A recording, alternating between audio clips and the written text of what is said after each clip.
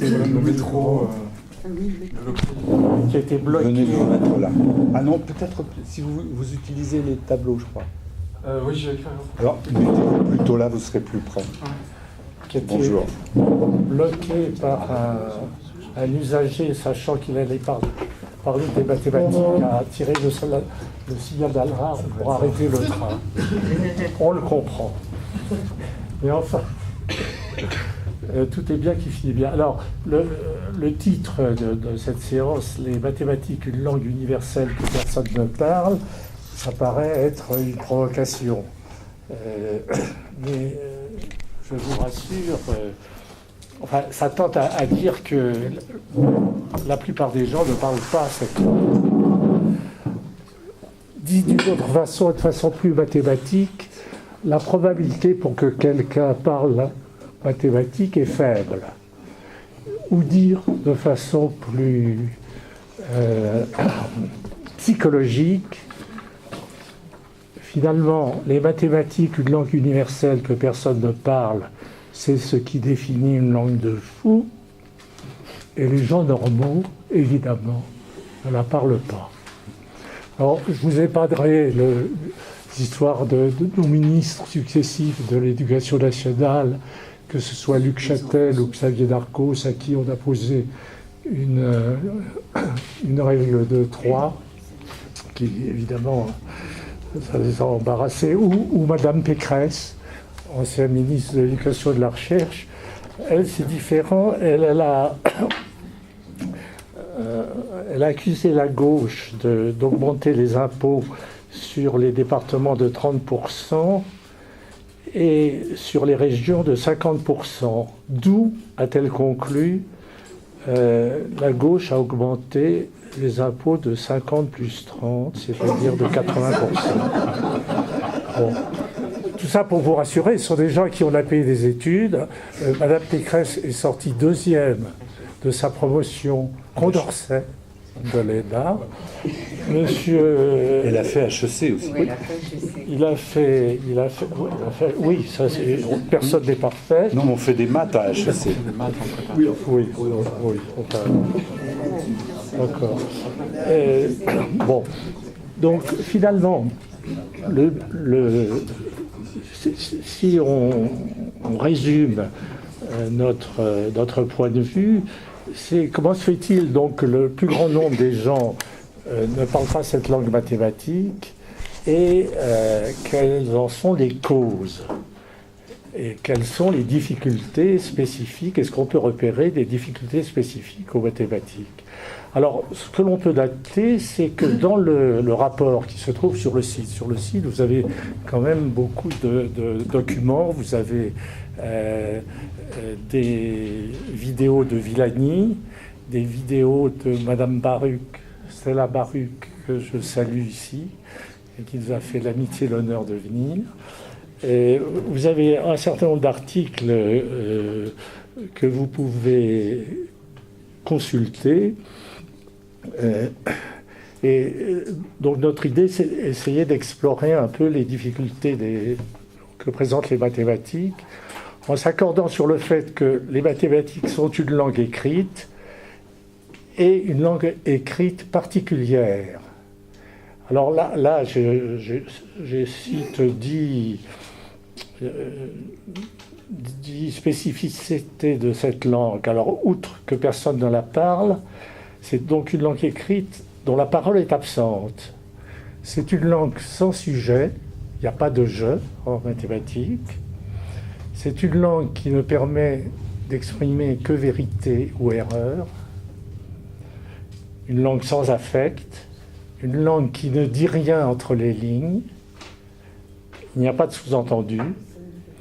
Une langue que le langage ordinaire est incité à trahir, et ça fait partie du travail qu'a fait Madame Baruch, le travail vraiment fondamental qu'elle a fait sur la langue mathématique. Une langue qui est faite pour affirmer, pour communiquer, une langue qui terrifie, ou inversement qui protège. Et une langue qui peut engendrer délire, je pourrais donner des exemples, et pensées magiques. Voilà, je ne voudrais pas aller plus loin et mordre sur le temps de parole Axel Tuffery, que je remercie de nous honorer de sa présence. Merci. Merci à vous. Merci Jean. Oui, je pourrais rebondir sur un certain nombre de choses qui ont été dites par Jean-Louis Mathieu. Une langue de fou, alors formellement, enfin statistiquement c'est vrai d'ailleurs, puisque de fait il y a quand même, les mathématiques sont un lieu d'accueil, si je puis dire, c'est un lieu accueillant pour les psychotiques, en particulier les schizophrènes, mais la question qui est intéressante, c'est pourquoi, bon on pourrait se demander pourquoi, mais pourquoi ça ne les disqualifie pas alors à mes yeux, mais manifestement pas aux yeux du monde, puisque ces mathématiques, dont effectivement beaucoup des grands champions, si je puis dire, au cours de l'histoire, ont manifesté d'évidents symptômes de psychose. Pourquoi malgré tout ces mathématiques sont, si on peut dire, partout et au service du fonctionnement social qui concerne tout le monde. Donc, on est là déjà dans un paradoxe, effectivement, par certains côtés on pourrait dire langue de fou, et en même temps ça ne les disqualifie pas. Sur la promotion Condorcet de Madame Pécresse, je ne savais pas, alors je ne vous parlerai pas ici du lien de Condorcet lui-même aux mathématiques, mais il y a un paradoxe célèbre de Condorcet, donc ça me touche d'autant plus de parler devant vous. C'est assez rare de voir, comment dire, disons que la connexion du monde politique aux mathématiques s'est faite, on peut dire, pour le moins distendue dans les périodes récentes, alors que, si on parle de la Révolution française, il y a un lien très actif, disons, à ce moment-là, de la politique et de la science, et en particulier des mathématiciens. Alors évidemment Condorcet, qui a été député à la Convention, même si ça s'est un peu mal fini, compte tenu des querelles au sein de la Convention, mais aussi Monge, qui était un grand géomètre, qui était ministre de la Marine. On n'imagine pas aujourd'hui remarquez, on a un mathématicien qui est député. Mais bon. Mais enfin, disons que ce lien s'est quand même passablement distendu, et puis effectivement, c'est un lien aux sciences, un grand engagement, disons, avec la création des écoles normales en 1794 et ainsi de suite. Donc il y a quelque chose qui s'est beaucoup distendu là-dessus, et ça aussi, ça pose question. Et enfin, sur l'absence de jeu individuel, c'est vrai encore que dans les formes dont on use quand on écrit, les mathématiciens n'hésitent pas toujours à dire « je ». Donc là, on pourrait un tout petit peu plus discuter. Et surtout, je vais essayer d'en dire un mot, c'est, à mon avis, pas de jeu individuel, parce que, en un sens, les mathématiques visent la structure universelle du sujet. Donc il y a quelque chose, on ne peut pas dire que le sujet soit absent, enfin il est absenté si on veut dire individuellement, mais on ne peut pas dire qu'il ne soit pas concerné par les mathématiques. Bon, alors, effectivement, nous étions d'accord au point de départ, ce qui était bien sur le fait que la spécificité des mathématiques avait quelque chose à voir avec le fait qu'essentiellement il s'agisse d'une activité d'écriture, une langue écrite si on veut, encore qu'on puisse discuter sur le terme de langue, mais en tout cas certainement une activité dans laquelle l'usage de l'écriture est essentiel, dans laquelle la littéralité est essentielle, et une littéralité qui très tôt dans l'histoire des mathématiques, même si ça a mis longtemps à se décanter, ne se présente pas comme une simple duplication de la langue parlée.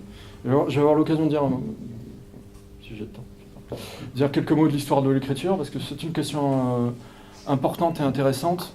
On imagine, et je pense que c'est peut-être une des sources des difficultés dans la transmission des mathématiques, on imagine volontiers, vu la façon dont les choses sont enseignées aujourd'hui, que l'écriture dont on use couramment, communément tous les jours, cette écriture est en tant que telle faite pour écrire des phrases.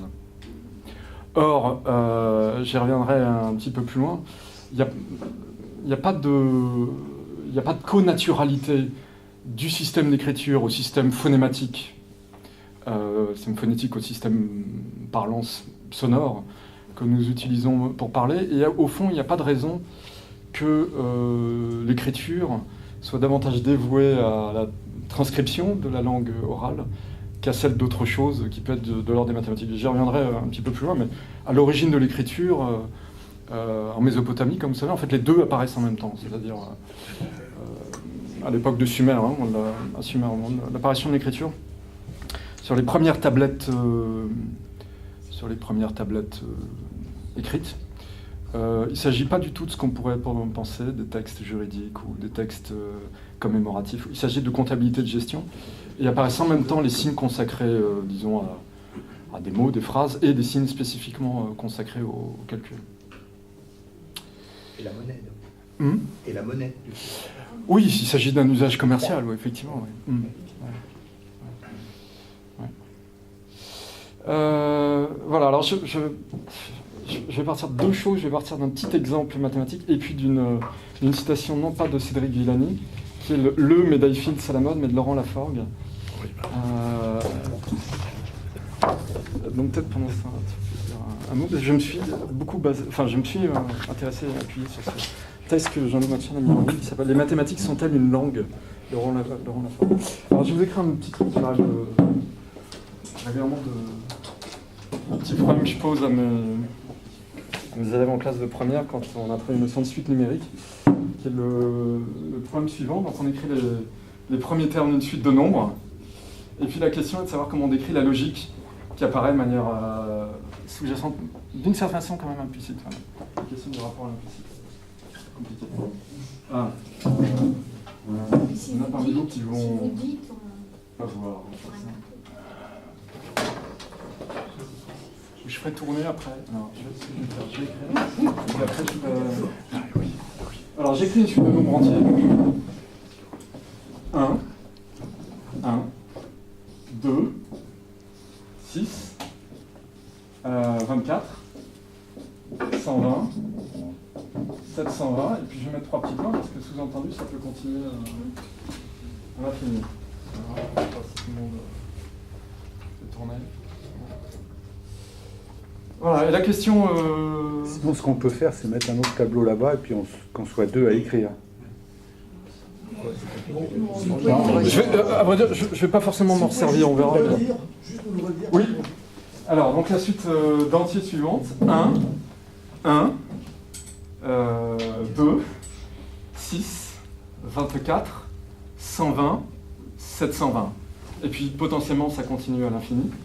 Cet infini lui-même pouvait être l'objet de questions compliquées, mais donc potentiellement ça continue sans fin.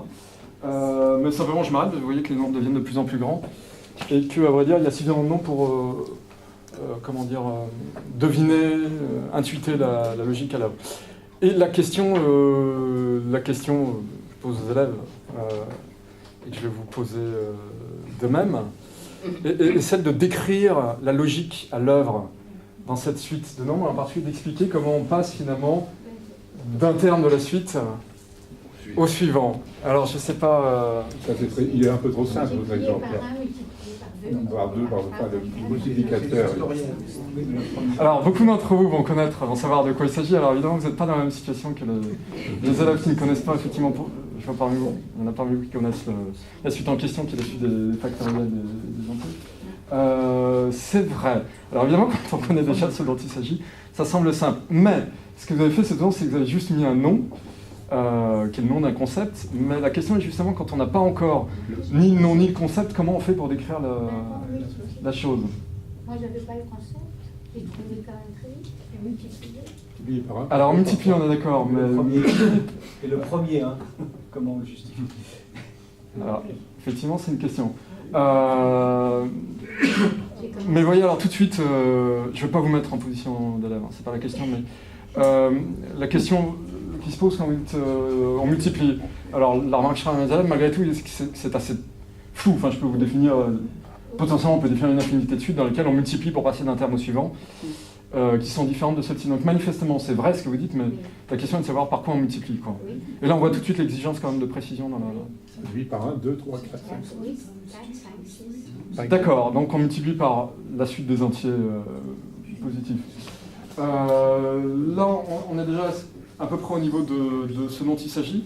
Ceci dit, je pourrais à la rigueur vous objecter, c'est pas encore absolument précis, parce qu'on les multiplie comment? C'est-à-dire, parce qu'après tout, quand vous dites ça, on pourrait les multiplier 3 par 3, c'est-à-dire on pourrait passer d'un terme au suivant en multipliant d'un seul coup par 1, par 2 et par 3, puis pour passer au suivant d'un seul coup par 4, 5 et 6. Vous voyez ce que je veux dire?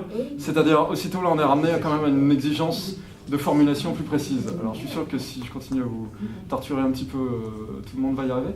Mais ce que je veux dire, c'est que ouais, tout de suite, quand on essaye de le décrire par des mots, par la langue naturelle, alors pour une partie d'entre vous qui sont certainement des matheux, c'est vrai, c'est facile, mais pour la plupart des gens, c'est en réalité vraiment difficile, et c'est un exemple auquel je tiens assez quand je l'évoque avec les élèves, parce qu'il fait sentir malgré tout la nécessité du calcul littéral, c'est-à-dire d'écrire les choses avec les lettres. C'est-à-dire dès qu'on essaie de le décrire avec des phrases, on est tout de suite dans ceci que si on dit on multiplie, c'est pas assez précis, on multiplie par 2, 3, etc. C'est bien, alors, il faut essayer de nommer ce que sont un 2 et 3, bon là c'est facile, on a les entiers positifs, mais il faut être encore un petit peu plus précis sur la façon, l'endroit finalement où on multiplie. Et là, finalement, ce qui intervient en plus, c'est que, qui est le mot qu'on n'a pas encore prononcé, c'est que ces entiers, ils sont rangés, et dans le mot rangé, il y a le mot rang, donc ils sont tous à un certain rang. Et donc pour savoir comment décrire cette suite, enfin pour décrire le passage d'un terme au suivant, on est amené à faire intervenir non seulement la valeur du terme qu'on est en train de regarder, mais son rang. Et ça, c'est pas très facile à dire avec des mots, quoi. Enfin, bien sûr, on peut tourner des phrases, hein. Je force mes élèves à le faire, je ne vais pas vous forcer à le faire, une partie d'entre vous y arriveront plus facilement qu'eux. C'est évident. Mais c'est pas si facile.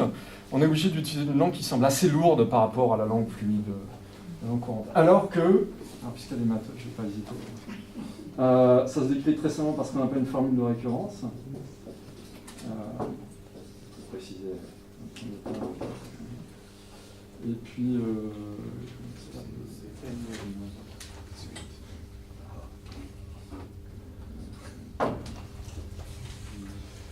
alors vous pouvez prendre par tous les bouts. Alors ça parlera ou ça parlera pas, suivant les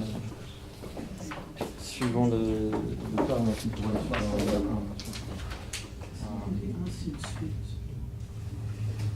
une partie d'entre nous ça même très simple. Ça marche pas vraiment.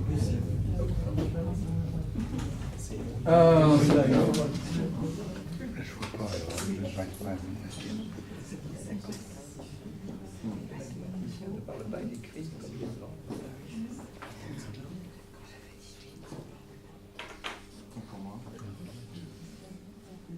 Oh, une supérieure égale à 0, c'est bien.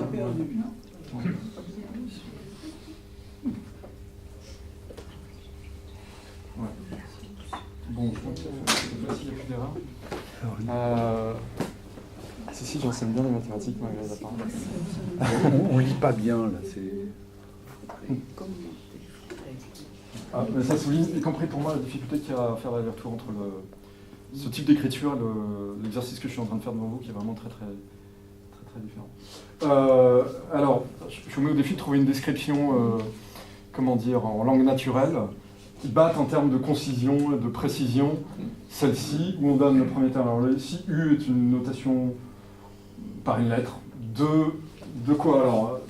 Je vous avoue que je ne sais pas d'ailleurs quelle est l'histoire de cette lettre U, mais on pourrait l'entendre, nous, comme un U, comme unité ou unitaire. C'est-à-dire, ça souligne le fait qu'il y a une certaine unité, une logique dans cette suite. Il y a une certaine unité à la suite, même si tous les termes qui la composent sont différents.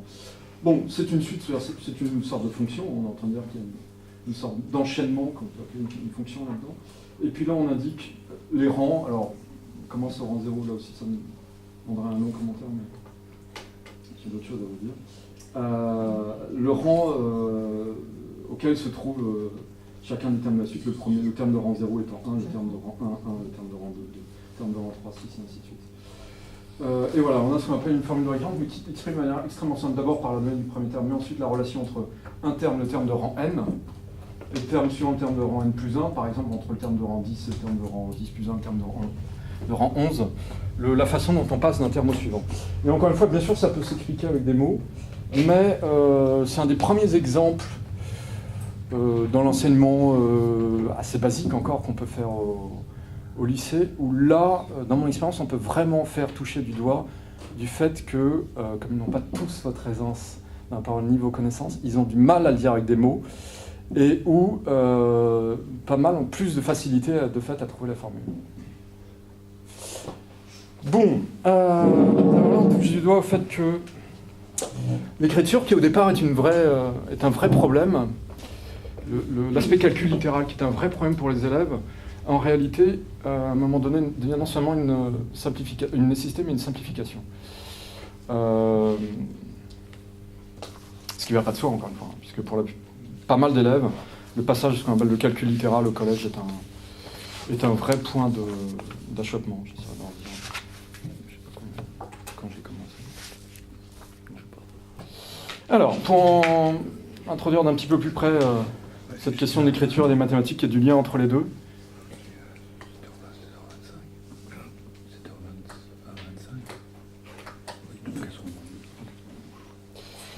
je vais vous citer donc une formule de Laurent Lafort, qui est un grand mathématicien, qui a eu la médaille Fields en 2002. Bon, c'est un peu l'équivalent des mathématiques, pour les mathématiques du prix Nobel. Allez un peu plus fort, s'il vous plaît, parce que oui. On a des malentendants. Oui, donc je vais faire une citation de Laurent Lafort, hein, qui est un grand mathématicien qui a eu ça s'appelle la médaille Fields en 2002. C'est un peu l'équivalent, comme beaucoup d'entre vous le savent sûrement, du Nobel pour les mathématiciens. Qui pose tout de suite au centre cette question du rapport à l'écriture. Il dit donc, je le cite, « En mathématiques, l'écriture est beaucoup plus qu'un support commode. Elle est la condition première de la pensée et la voie d'exploration irremplaçable de toute recherche. Tout mathématicien connaît la difficulté de commencer à écrire, quand toutes les idées dans l'esprit paraissent encore très confuses, que se présente la tentation de continuer à réfléchir dans l'espoir de voir les idées se décanter avant de saisir la plume. Mais tout mathématicien a fait l'expérience de l'inimaginable pouvoir créateur de l'écriture, qui, dès lors que nous lui faisons confiance, suscite une page, 10 pages, 100 pages, etc. Et nous emmène vite beaucoup plus loin que tout ce que nous aurions espéré avant de laisser courir la main sur le papier. » Il continue. « Dans le travail d'exploration par l'écriture, un rôle privilégié est dévolu au calcul. Non pas le calcul confié à un ordinateur, mais le calcul formel à la main, rendu possible par l'élaboration au cours des siècles des notations mathématiques. Celles-ci, dit-il, sont à rapprocher des concepts, leur importance est aussi grande, leur maturation aussi lente, et pour les plus heureuses d'entre elles, comme par exemple la simple numération décimale, les notations algébriques ou les notations de Leibniz pour le calcul différentiel et intégral, leur pouvoir de suggestion et leur puissance créatrice sont inépuisables. » Alors c'est vers ça que, si on est assez concis, il faut que je dirige notre attention. Le fait qu'il y ait une productivité intrinsèque de l'usage de la lettre, ou plutôt des lettres, de l'écriture, au-delà de son usage de transcription de la langue parlée. Avec l'objectif des mathématiques de ce point de vue, comme d'ailleurs pour la musique ou une certaine poésie, même si c'est différemment d'elle, est de grignoter une certaine marge d'ineffable de la langue en tant que parlée. La maxime éthique, pourrait-on dire, de ces différentes disciplines, et on va voir après quand même ce qui les différencie, c'est ce qu'il ne peut se dire, il faut l'écrire. Elles ont en commun d'aller à la rencontre d'un certain impossible à dire, que grignote donc dans la marge l'écrit, en même temps que, j'essaie d'y revenir, je ne sais pas si je vois le temps, l'écrit la révèle dans le dit. C'est-à-dire qu'au fond, cet impossible n'apparaît que parce qu'on écrit. Mais c'est là, dès le début, en fait, j'essaie d'en dire un mot tout à l'heure, quand Descartes introduit les notations algébriques modernes, il souligne et il ne souligne pas à la fois, mais il le dit quand même explicitement, que ce dont il s'agit, c'est bien de dire quelles choses sont possibles et quelles choses ne sont pas possibles. Et c'est d'une nouveauté absolument extraordinaire, et ça a mis des siècles à mûrir. En même temps, c'est certainement une des choses qui rendent difficile l'accès aux mathématiques pour beaucoup d'élèves, parce que personne n'est vraiment à l'aise avec l'impossible. Alors, il faut que je dise quelques mots quand même de l'écriture. Pour ça, je vais emprunter une petite formule à Jacques Lacan, psychanalyste, disant que la fonction de l'écriture, dit-il, est la fonction du signe en tant que lui-même, il se lit comme un objet. Alors, le fait qu'une lettre soit un signe, bon, d'abord c'est un signe, bon, mais un signe pris comme un objet, se voit que dans le fait que les lettres, au départ, ont des noms. Alors on ne se rend pas très bien compte dans notre langue ou notre usage à nous, parce que les noms de nos lettres ont été réduits à une sorte de noyau phonématique A, B, ainsi de suite. Mais c'est beaucoup plus clair dans les alphabets antérieurs, comme l'alphabet grec, alpha, bêta, gamma, et ainsi de suite. Dans le cas des langues anciennes, ces lettres ont non seulement des noms, mais des noms qui, semble-t-il, sont des noms empruntés à la nomination d'objets, empruntés au sens le plus traditionnel du terme. L'aleph ou alpha au départ aurait été le bœuf, bête ou bêta la maison, et ainsi de suite, même si après les spécialistes discutent sur la suite de l'alphabet. Donc une lettre, c'est un signe pris comme objet, traité comme un objet, et en ce sens, les mathématiques sont la science des signes pris comme objet.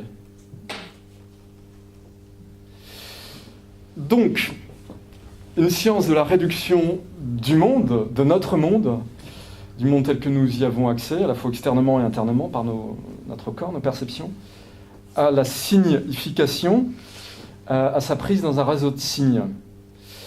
En sens, j'essaie peut-être de justifier davantage, parce que là je vous lance un petit peu des thèses, mais je n'ai pas énormément de temps. Donc. Aussi étrange que cela puisse paraître, il n'y a pas de jeu, mais on pourrait dire que c'est une science de la subjectivité pure. Même si c'est une science, effectivement, on enseigne une subjectivité sans sujet. C'est-à-dire d'une subjectivité dépouillée de toute la singularité de ce qui fait un sujet. Tout ce dans quoi, au quotidien, il s'ancre, disons. Donc, c'est, si on veut, moins la science du sujet que de sa structure, de la structure du sujet en tant que relation au monde, y compris physique. Je pourrais faire un aparté, parce qu'une fois qu'on a dit ça, on se demande comment les mathématiques peuvent avoir le moindre succès en physique, si c'est à ce point lié à la subjectivité. La question a été posée, hein, le terme de miracle des mathématiques en physique a été employé. D'autres ayant vu la menace d'une forme de limitation de ce qu'à jamais nous pourrions connaître, si les mathématiques étaient à ce point liées à notre fonctionnement mental. L'explication, je le dis en passant, parce que ce n'est pas vraiment le sujet ici, mais à mon avis, vient du fait que ces processus mentaux eux-mêmes, que formalisent les mathématiques, sont produits dans notre cerveau, qui est, autant qu'on sache à l'heure actuelle, l'objet physique le plus complexe que nous connaissions dans l'univers. Et d'une certaine manière, ces processus mentaux reflétant eux-mêmes ces processus physiques, nous ne faisons que capter par les mathématiques quelque chose de ce qui se passe au niveau le plus fondamental, au niveau physique. Donc ce n'est pas forcément une contradiction. En tout cas, donc science des signes pris comme objet, la structure du sujet dans cette affaire. Alors encore une fois, ça ne va pas tout à fait, j'en ai déjà dit un mot tout à l'heure, avec l'idée qu'on a communément de l'écriture, qui serait que l'écriture, ça sert à noter des paroles ou des pensées, mais des pensées phrasifiées, si j'ose dire, des pensées phonétisées. Et c'est comme ça que s'introduit l'écriture à l'école. Ce qui pose un problème. Historiquement, comme je vous l'ai dit tout à l'heure, ce n'est pas le cas du tout. Sur les premières tablettes d'écriture sumériennes, entre moins 3000 et moins 4000 avant notre ère, il s'agit donc de comptabilité, de gestion de commerce, il s'agit d'argent. Et on trouve simultanément des signes dits cunéiformes destinés à l'écriture de la langue courante, et puis des signes, des encoches et différents signes destinés à noter des valeurs numériques, en l'occurrence à usage commercial. Ultérieurement, quelques siècles après, les mêmes signes, et ça c'est intéressant, ont été utilisés, des signes cunéiformes ont été utilisés pour les deux. C'est-à-dire, malgré tout, il a fallu quelques siècles pour que les gens se rendent compte que c'était encore plus homogène qu'on ne le pensait, puisqu'on pouvait se servir du même alphabet pour noter la parole et pour noter les nombres. Ce que nous ne retrouvons, si on peut dire, que dans le calcul littéral. Je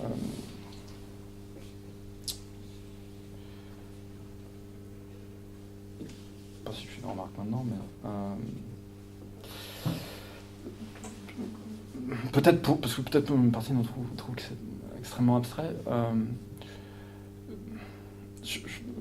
Il y a été beaucoup question dans les années récentes des méthodes d'enseignement en écriture. Global, semi-global, et ainsi de suite. Je pense, c'est une hypothèse, je n'ai pas fait d'enquête, mais autant que je sache, aucune enquête n'a été faite sur le sujet. Je pense que non seulement ces méthodes dites globales, ça n'existe plus vraiment, mais semi-globales, telles qu'elles sont encore utilisées, non seulement ces méthodes ont été très discutées, sont effectivement pas très bonnes pour l'enseignement du français, mais je pense qu'elles contribuent au désastre de la transmission des mathématiques, précisément en inscrivant l'idée, à un moment où les connexions neuronales se fixent dans le cerveau des enfants, que l'écriture a un rapport intrinsèque avec le signifié des mots et des phrases.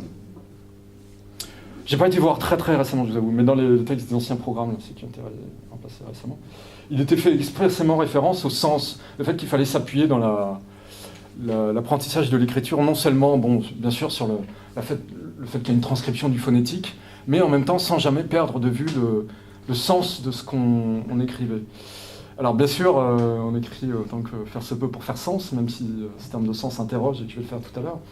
Mais je pense qu'il y a quand même quelque chose de fondamentalement trompeur là-dedans, que l'écriture n'est pas en tant que telle faite pour transmettre des sens, même si elle peut servir à ça, qu'en mathématiques, elle ne sert pas à transmettre un sens, et que lié comme ça, très tôt, mentalement, neurologiquement, probablement l'idée que l'écriture est faite pour ça, c'est-à-dire pour que par des phrases, des discours, on transmette un certain nombre de sens ou de significations, est quelque chose qui contribue à barrer, au moins certains élèves, l'accès aux mathématiques. Parce qu'au fond, quand on passe à ce qu'on appelle le calcul littéral, qui a peut-être laissé me souvenir à une partie d'entre vous au collège, il faut se défaire complètement de cette idée. Il faut se défaire complètement de cette idée, et le fait est qu'une partie des élèves y arrive, ou une partie n'y arrive pas. Si je vous dis ça, c'est parce qu'au fond, j'ai appris beaucoup des élèves que j'ai eus au fil des années, et je me suis rendu compte de ça. En fait, c'est une élève qui m'a fait prendre compte de ça.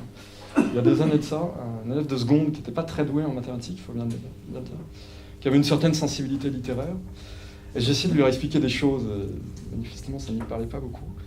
Et elle m'a dit, cette chose qui m'a fait énormément cogiter pendant des années, mais ça manque un peu de sens. La parole sort de la bouche des innocents, et c'est assez frappant que c'est quelque chose que j'ai jamais vu souligné ultérieurement par des gens beaucoup plus savants qu'elle et qui avaient beaucoup écrit ou réfléchi sur les mathématiques, mais en même temps j'ai pas lu tant que ça. Donc. L'idée bien sûr qui vient à l'esprit, c'est d'essayer de montrer qu'au contraire ça fait sens, quoi. Remettre du sens. Eh bien, je pense que c'est pas la bonne stratégie, parce que je pense qu'il faut assumer le fait que les mathématiques, à proprement parler, ne sont pas du côté du sens, et je vais y revenir. En revanche, ce qu'on peut souligner, ce que je lui ai répondu, mais ça fait pas, je veux dire, ça fait pas bouger comme ça subjectivement, simplement, il suffit pas de le dire. Mais c'est que ce défaut de sens est en même temps leur force, et c'est ça qui a rendu les mathématiques solidaires de révolutions politiques, intellectuelles du XVIe, XVIIe siècle, et ainsi de suite. C'est justement parce que, par exemple, quand Galilée mathématise la physique et introduit ainsi la science moderne, c'est justement parce que les écritures qu'il utilise ne se réfèrent pas à des sens, se soustraient au sens, pas vraiment s'opposent au sens. Chez Galilée, il n'est pas question de faire la guerre à l'Église. Vous savez qu'il y a eu des ennuis avec l'Église catholique, mais ça n'est pas un ennemi de l'Église, c'est encore moins un ennemi de la Bible. On sait très peu, en France, où il y a une tradition laïcarde qui fait que, bon, les choses sont souvent en noir et blanc, mais laïque est un peu péjoratif. Galilée et Newton étaient des très grands lecteurs de la Bible. Newton a écrit des textes, des commentaires du livre de Daniel et d'un autre livre de la Bible, qui, autant que je sache, n'ont jamais été traduits en français, ce qui en dit assez long sur le rapport qu'on peut avoir à leur œuvre. Mais Galilée lui-même était un grand lecteur de la Bible. C'était pas une lecture agressive. La question n'est pas là. C'est vraiment que dans l'écriture, il y a quelque chose qui se soustrait au sens, ici au sens comme donnant une orientation au monde, le sens de la providence, hein. Le sens donné par la religion comme sens au monde et sens à nos vies. Il a introduit quelque chose qui se soustrait absolument à ça et qui malgré tout a de l'effet dans le monde. Et là, il y a quand même quelque chose qu'on peut arguer pour les mathématiques, c'est qu'effectivement, vous allez perdre du côté du sens, mais vous allez gagner autre chose. La question est de savoir après si on est d'accord avec cette transaction. Et je trouve très bien que tout le monde ne soit pas prêt à la faire, si je puis dire. Il n'est pas question de faire de tout le monde des matheux, des mathématiciens. Là aussi, c'est une question qu'on peut poser, c'est l'enseignement. Ça semble absolument atroce parfois, ça semble de responsable qu'il y a des gens qui échouent en mathématiques. Mais après tout, il n'est pas certain que tout le monde doive absolument avoir le même rapport au monde. Et de fait, il faut se rendre compte de ce que ça veut dire que d'avoir un rapport positif aux mathématiques.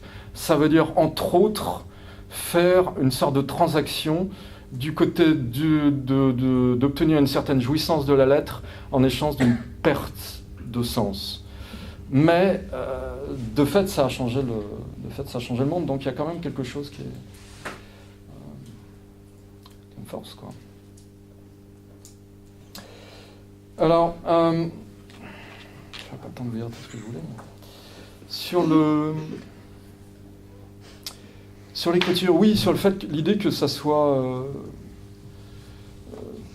fait pour écrire des paroles. Alors, je cite à nouveau Lacan. Chaque fois qu'il y a un progrès de l'écriture, c'est pour autant qu'une population a tenté de symboliser son propre langage, sa propre articulation phonématique, à l'aide d'un matériel d'écriture emprunté à une autre population, et qui n'était qu'en apparence bien adapté à un autre langage. Il ajoute, car elle n'était pas mieux adaptée. Elle n'est jamais mieux adaptée, bien sûr. Car quel rapport y a-t-il entre l'écriture et cette chose modulée et complexe qu'est une articulation parlée ? Il continue, c'était l'instrument d'apparence le moins approprié au départ à ce qu'on avait à en faire. Ainsi se passe la transmission de ce qui est d'abord forgé par les Sumériens, en Mésopotamie. Et, je passe un petit passage, et quand c'est recueilli par les Akkadiens, toutes les difficultés viennent de ce que ce matériel colle très mal avec le phonématisme où il lui faut entrer, mais par contre, une fois qu'il y entre, il influence selon toute apparence.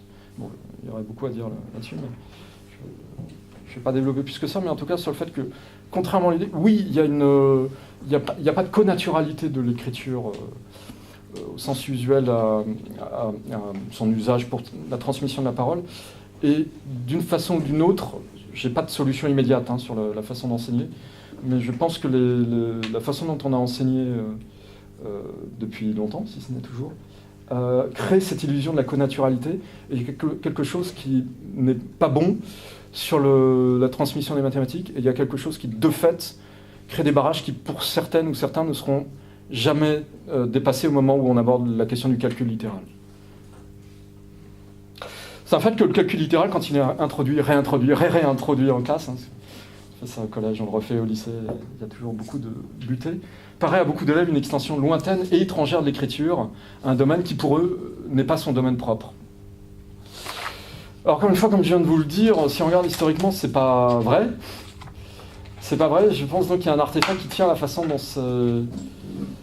dont on l'enseigne et qui cache l'étrangéité, si je puis dire, de l'écriture à la langue parlée elle-même. Cette absence de connaturalité nous ressurgit à la figure. Alors puis je peux vous dire qu'à l'heure actuelle, dans les écoles, alors depuis quelques années c'est vrai, j'enseigne au lycée de Lugan, mais jusqu'à il y a 3 ans, j'enseignais dans un lycée de banlieue. Et comment dire, on a vu ces dernières années se développer, mais de façon effarante, les symptômes ou le repérage de symptômes. Alors c'était au départ uniquement la dyslexie, puis on s'est mis à parler de dyspraxie, de dyscalculie et d'autres que j'ai oubliés. Il y a toute une série de 10. Voilà.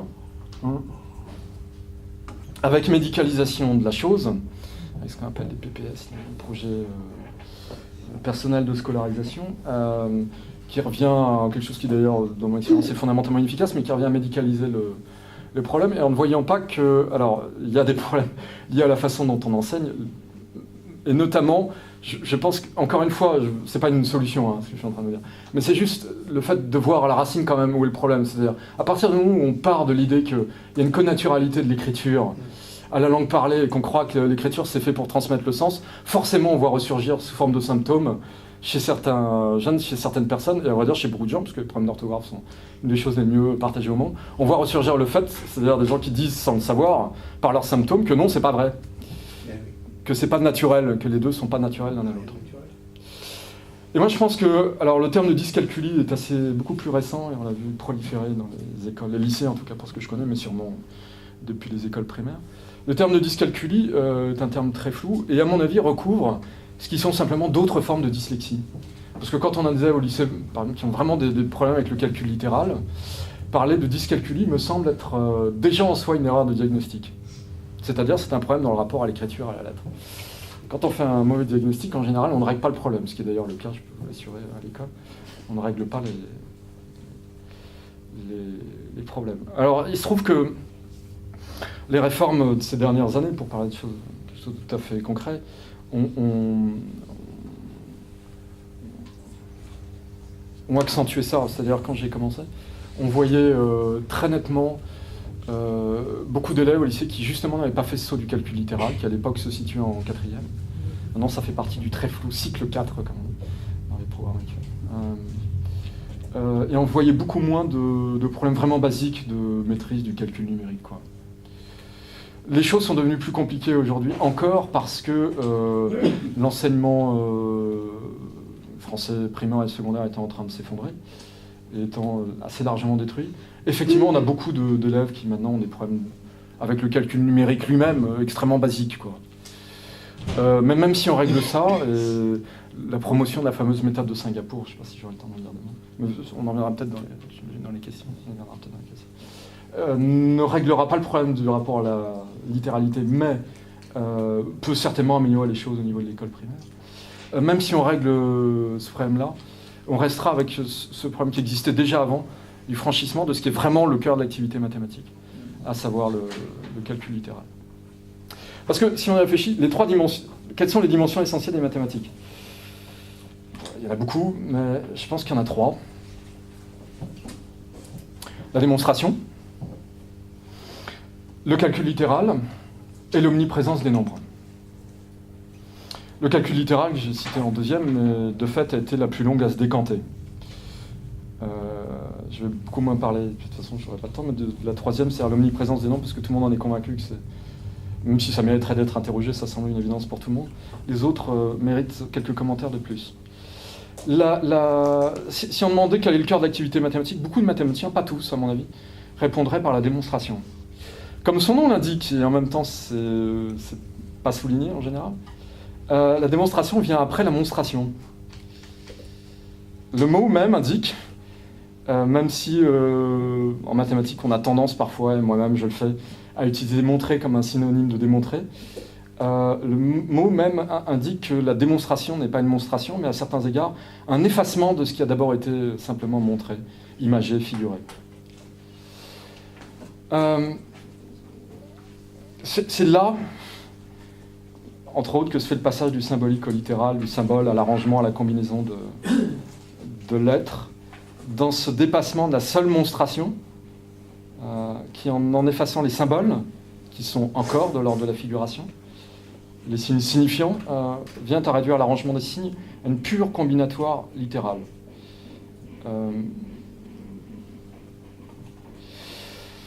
Je ne vais pas faire trop de philosophie, mais c'est exactement ce que Hegel décrivait sous le terme de Aufhebung, un terme qui a été souvent commenté à l'époque où il y avait une grande activité intellectuelle en France, dans les 60-70, ainsi de suite. C'est-à-dire l'idée de quelque chose qui est à la fois un effacement, une abolition de quelque chose, et en même temps un relèvement de cette chose à une sorte de niveau supérieur. Et on a exactement ça dans la démonstration, c'est une sorte d'effacement, la monstration, mais par absorption, et destinée à la rendre plus convaincante, plus forte, d'une certaine manière.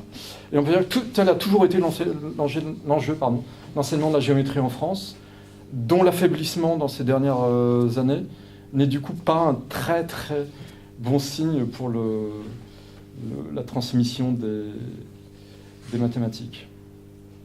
Là où ça devient intéressant, c'est qu'on pourrait se dire, quelle est la connexion entre tout ça, quoi, par exemple, entre démonstration et calcul littéral? Eh bien, il se trouve que la naissance de la lettre relève exactement de la même logique. Je cite Lacan toujours dans son séminaire sur l'identification, le 20 décembre 1961, à propos du surgissement des idéogrammes cunéiformes, qui sont donc la première forme connue d'écriture, dont j'ai déjà parlé tout à l'heure. Ce qui se crée, dit-il, c'est à quelques niveaux que nous voyons surgir l'écriture, un bagage, une batterie de quelque chose qu'on n'a pas le droit d'appeler abstrait, au sens où nous employons nos jours quand nous parlons de peinture abstraite, car ce sont en effet des traits qui sortent de quelque chose qui, dans son essence, est figuratif. Et c'est pour ça qu'on croit que c'est un idéogramme. Mais, ajoute-t-il, c'est un figuratif effacé, poussons le mot qui nous vient ici forcément à l'esprit, refoulé, voire rejeté. Ce qui reste, c'est quelque chose de l'ordre de ce trait unaire, en tant qu'il fonctionne comme distinctif, qu'il peut à l'occasion jouer le rôle de marque. Alors je pourrais, mais je ne le ferai pas, embrayer sur la troisième dimension qui est celle du nombre, parce que dans ce trait unaire, on entend le 1, et on entend ce qui est la dimension fondamentale du nombre au départ dans sa dimension ordinale, qui est le fait que la suite des nombres, dans la suite des nombres, il y a un plus 1 sans cesse qui insiste. 0 plus 1 donne 1, 1 plus 1 donne 2, 2 plus 1 donne 3, ainsi de suite. Ce qui fait qu'en réalité, ces trois choses qui au départ, ça a mis du temps à se décanter, ces trois dimensions essentielles des mathématiques, citées la démonstration, le calcul littéral et le nombre, sont complètement structurellement, complètement structurellement liées. Ce qui m'intéresse ici, c'est que c'est pas une monstration, et c'est ce qui est complètement manqué dans la méthode de Singapour. Enfin, manqué en même temps, c'est pas son objectif. Mais... ce qui est manqué, c'est l'étape suivante, c'est celle de l'effacement, ou pour employer le mot d'un poète du nom de Dominique Fourcade, le défacement, la défiguration de ce qui était figuré ici. Je dis peut-être un mot de cette méthode de Singapour, parce que c'est à la mode. Voilà, ça veut dire entendre parler, forcément, le ministre actuel l'a beaucoup promu comme panacée pour résoudre les problèmes de nos enfants, vos enfants, je ne sais qui, à l'école primaire, pour leur redonner la pêche en mathématiques. Alors, comme son nom l'indique, ça vient de Singapour. C'était mis en place dans la cité-État de Singapour aux années 90, au moment où le niveau là-bas s'était absolument effondré, comme ça va nous arriver, comme c'est en train de nous arriver. Et donc cette méthode a été mise en place pour relever le niveau et repose sur un certain nombre de postulats. Bon, je ne vais pas tous les détailler, mais il y en a un qui m'intéressait, qui est l'idée que le processus d'acquisition se fait systématiquement en 3 étapes, pour les plus petits. Alors c'est une méthode, je dois préciser, parce que je ne le savais pas moi avant de faire des recherches, et c'est quand même essentiel à propos de quelque chose qui est supposé régler le problème du rapport des élèves aux mathématiques, c'est que ça ne concerne que l'école primaire. Et donc ça laisse absolument de côté ce dont je suis en train de vous parler, c'est-à-dire la question du passage au calcul littéral. Donc je vous assure pourtant que c'est un problème absolument majeur. J'ai vu tellement d'élèves dans ma carrière qui avaient à choper sur ce point-là, le passage au calcul littéral, et pas sur le calcul numérique. Bon, donc c'est quelque chose qui est destiné uniquement aux élèves des petites classes, du CP jusqu'à CM2, quoi.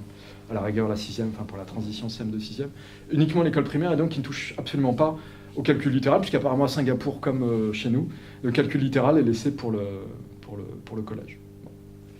Et donc il y aurait 3 étapes. La première étape serait une étape concrète, on manierait des objets, de vrais objets, quoi. Une deuxième étape de figuration, où allons-y, on emploie le mot de symbolisation, même s'il n'est pas toujours employé. C'est étonnant, où on remplace les objets par leur représentation figurée, par exemple au tableau. Voilà, donc le passage, là aussi, ce qui n'est pas souligné par ces gens, mais le passage de la 3e dimension à la 2e dimension. Alors il y a quand même quelque chose qui va vers l'écriture, parce que c'est une remarque basique qu'on oublie, c'est qu'on écrit toujours sur des surfaces. Donc dans l'écriture, il y a une réduction de notre espace-temps à 2 dimensions, ce qui est aussi une difficulté à laquelle on ne pense pas, mais c'est quand même, ça ne va pas de soi. Donc il y a cette étape-là de symbolisation, de figuration, des représentations imagées, et puis il y a la 3e étape qui s'appelle l'abstraction, qui est le passage au concept.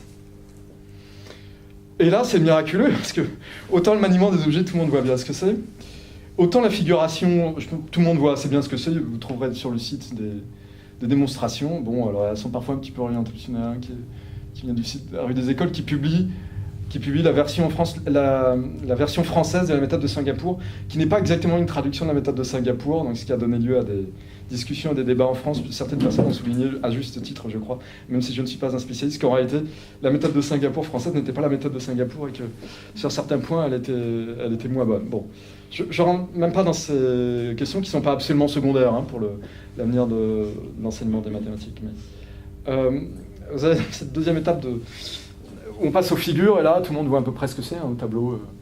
Dans l'exemple des écoles, on remplace les ballons par des ballons dessinés au tableau. Bon, c'est très mignon. Puis après, par des points. Et puis, il y a le passage au concept et à l'abstrait. Et alors là,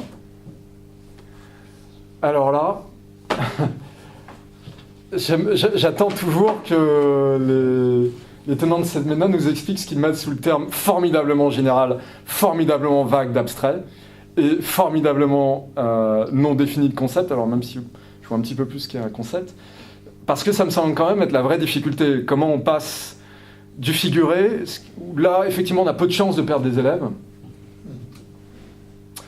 Je sais pas, j'enseigne pas au primaire, mais je me dis, bon, passer du ballon qu'on a dans les mains ou du cube qu'on a dans les mains au cube dessiné au tableau, je pense pas que ça pose des problèmes énormes.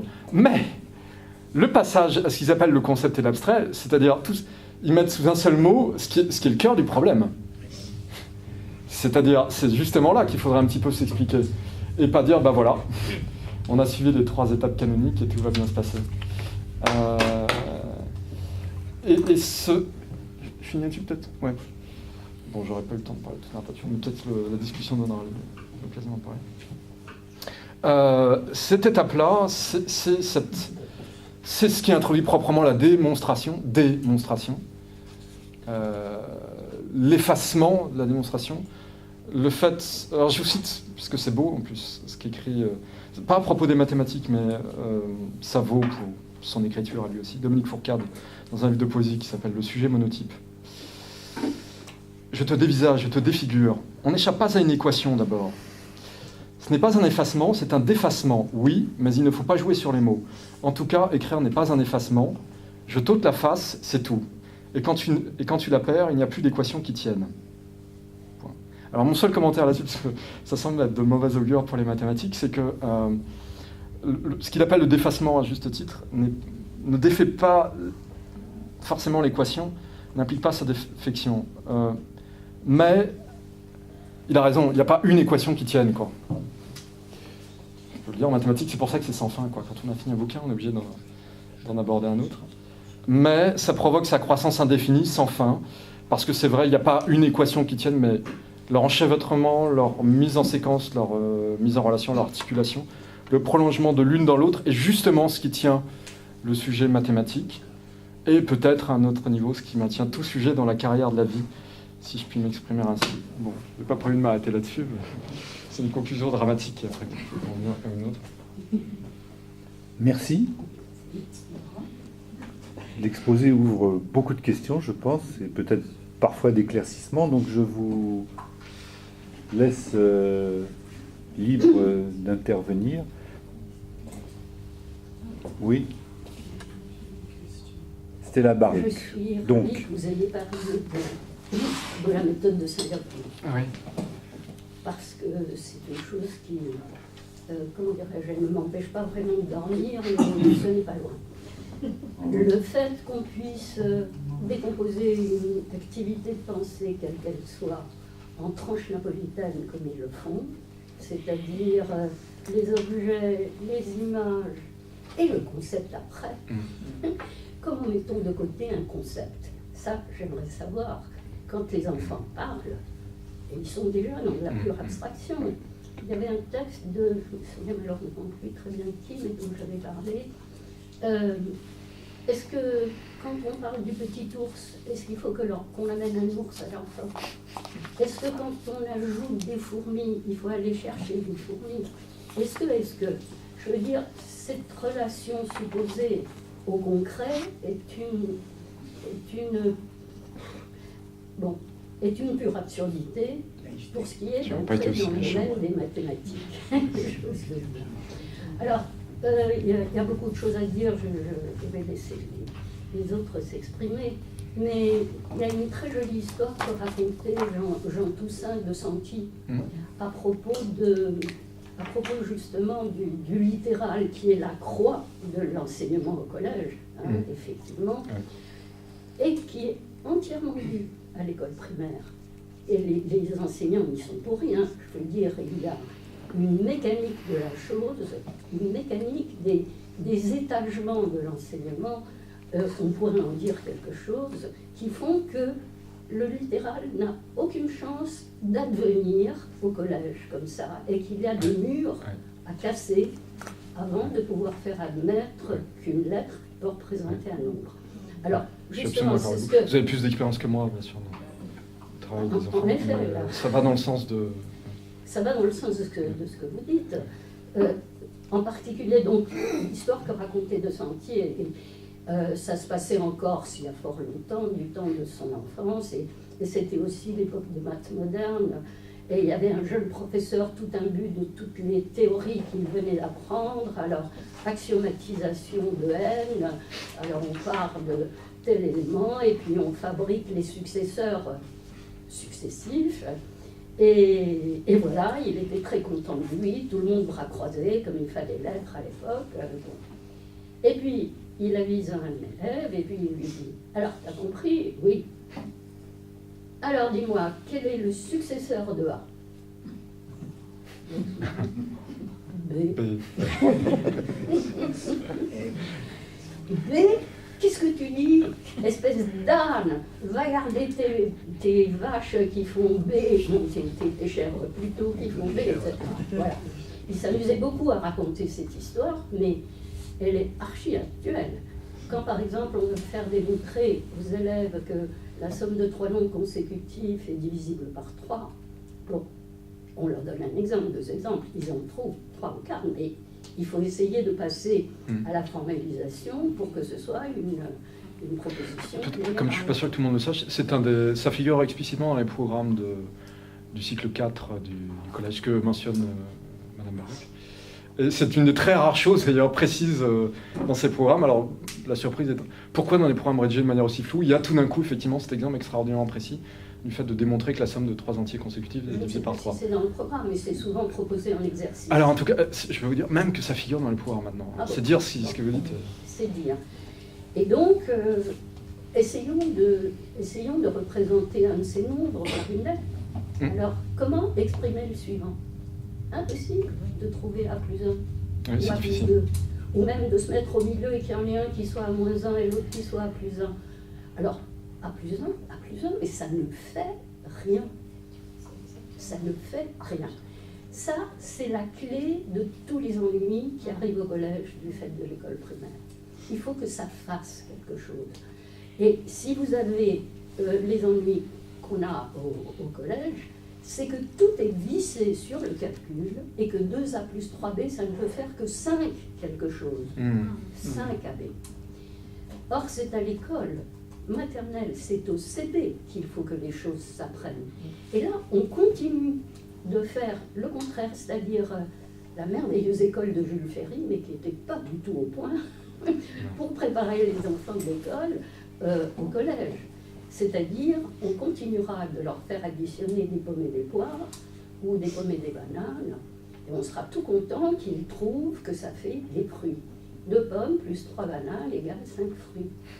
C'est le 2 plus 3 qui marche là, parce que si on voulait vraiment faire des mathématiques avec eux, il faudrait au moins trouver un terme transitif pour que ce ne soit pas par exemple des P plus des B égaux à des F. 2 pommes, 2 P plus 3 B égale 5 F. Voilà. Et voilà pourquoi votre fille est muette. Je veux dire, donc, toute l'école primaire est comme ça, je ne veux pas monopoliser la parole. Ah non, mais c'est intéressant d'avoir une expérience de première main. Il faut bien voir que et alors, la méthode de Singapour, vous avez... Parce que moi, je les récupère des années après quand ils sont déjà... vous Alors, à Louis non remercie. plus trop, mais je les ai récupérés pendant des années quand ils sont effectivement complètement déformés. Je vous remercie de dire ce que vous dites. Il faut le dire à haute voix. J'ai l'intention d'essayer de le dire, mais on est bien seul là en ce moment à ce propos. L'adaptation française de la méthode de Singapour, ce sont des QCM, ce sont des images. C'est-à-dire, ça n'a recours que au comptage. On met tant d'objets, tant d'autres objets à côté, on compte cela, et on recompte le tout en disant qu'on a fait une édition. On n'a pas besoin de mathématiques. Non. Et c'est tout comme ça. Bien, merci beaucoup Madame Stella Baruch, ça cogne. Mais Sur la c'est méthode de Singapour, est-ce que ça a donné des effets concrets à Singapour? Oui, mais de fait, Singapour a progressé dans les enquêtes internationales d'évaluation des Non, mais il y avait Suzanne Georges et ensuite Monsieur. Mais- J'hésite vraiment à poser une question parce que vous pouvez trouver que c'est stupide, que c'est trivial. J'ai eu une éducation aux États-Unis très pauvre en mathématiques. Mais je voudrais vous raconter, il me faudrait 3 minutes, un exemple de quelque chose que j'ai trouvé extraordinairement utile, bourré d'équations, mais beaucoup plus simple à dire en langage commun qu'en mathématiques, à mon sens. Je pense que les mathématiques étaient là pour convaincre les collègues du sérieux du papier qui était publié en 2011 dans le Public Library of Science. Bon, il s'agit de 3 mathématiciens de la Polytechnique de Zurich, spécialisés dans les systèmes complexes, et qui voulaient démontrer que les compagnies transnationales étaient de plus en plus en contrôle de toute l'économie. Alors ils commencent avec une base de données immense de 140 000 entreprises, je crois. Ils le réduisent par réduction successive,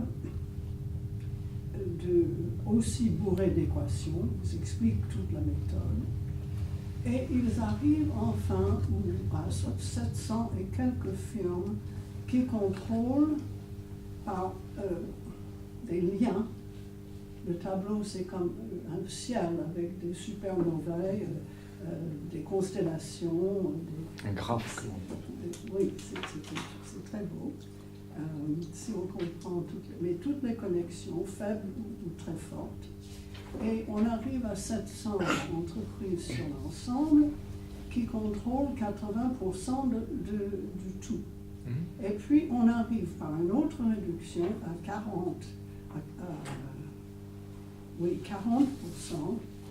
avec 140 et quelques firmes qui contrôlent 80% de l'ensemble.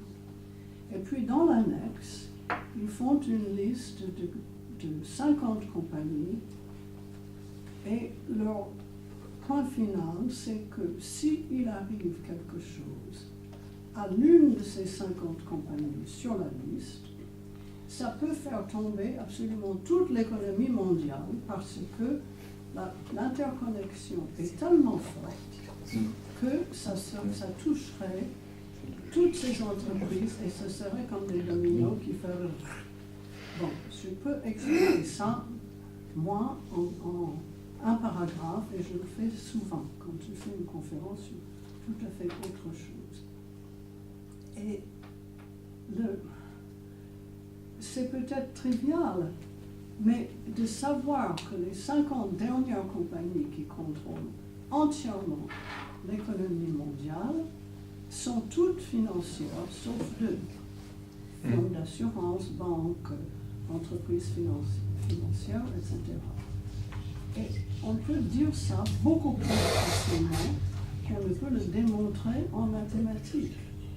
Et quand je recommande cette contribution aux amis, je dis, tu peux sauter les équations, moi je les ai toutes sautées, je n'en avais pas besoin. J'entends ce que vous dites, enfin, je ne sais pas si ça... Mais la preuve me paraît irréfutable. Ça, c'est autre chose.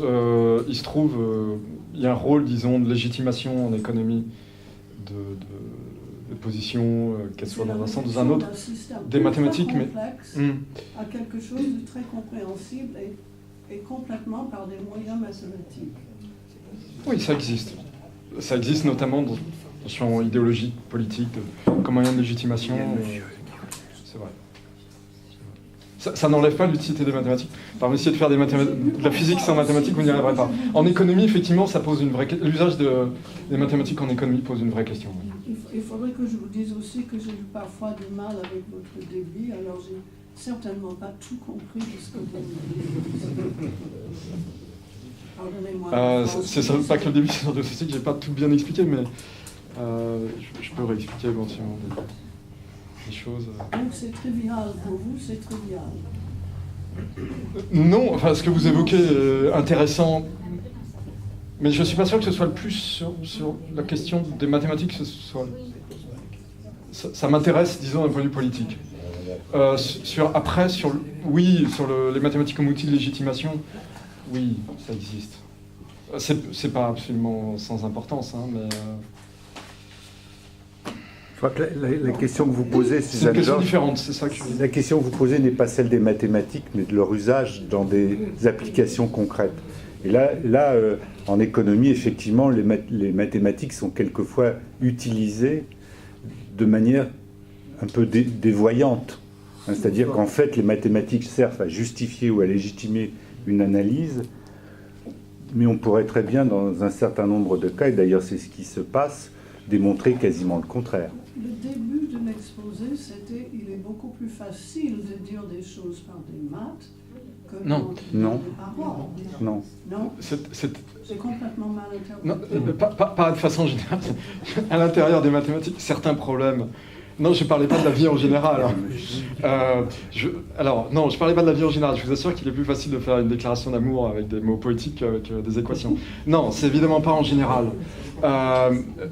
S'agissant des formulations, effectivement, à un certain moment, des problèmes qui sont déjà des problèmes mathématiques ou qui sont des problèmes qui, en physique, par exemple, sont résolus naturellement par les mathématiques, oui, à un moment, le calcul littéral, c'est pas la même chose, j'ai pas dit les mathématiques. Le calcul littéral va permettre une formation beaucoup plus adéquate, beaucoup plus simple à l'arrivée que...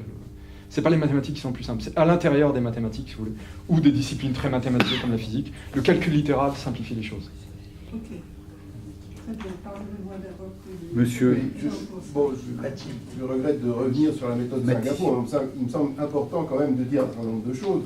Bon, et il faut d'ailleurs rendre justice à Villani, à chaque fois qu'il en a eu l'occasion, à chaque fois qu'il a répondu à des interviews, dans tout ce qu'il a dit, il s'est toujours attaché à relativiser l'importance de cette histoire. Bon, il était en service commandé, il était obligé d'en parler, puisque le ministre avait décidé qu'il fallait parler de ça. Mais à chaque fois, il a dit que ce n'était pas le choix de telle ou telle méthode pédagogique qui allait changer les choses et qu'il y avait des problèmes beaucoup plus importants.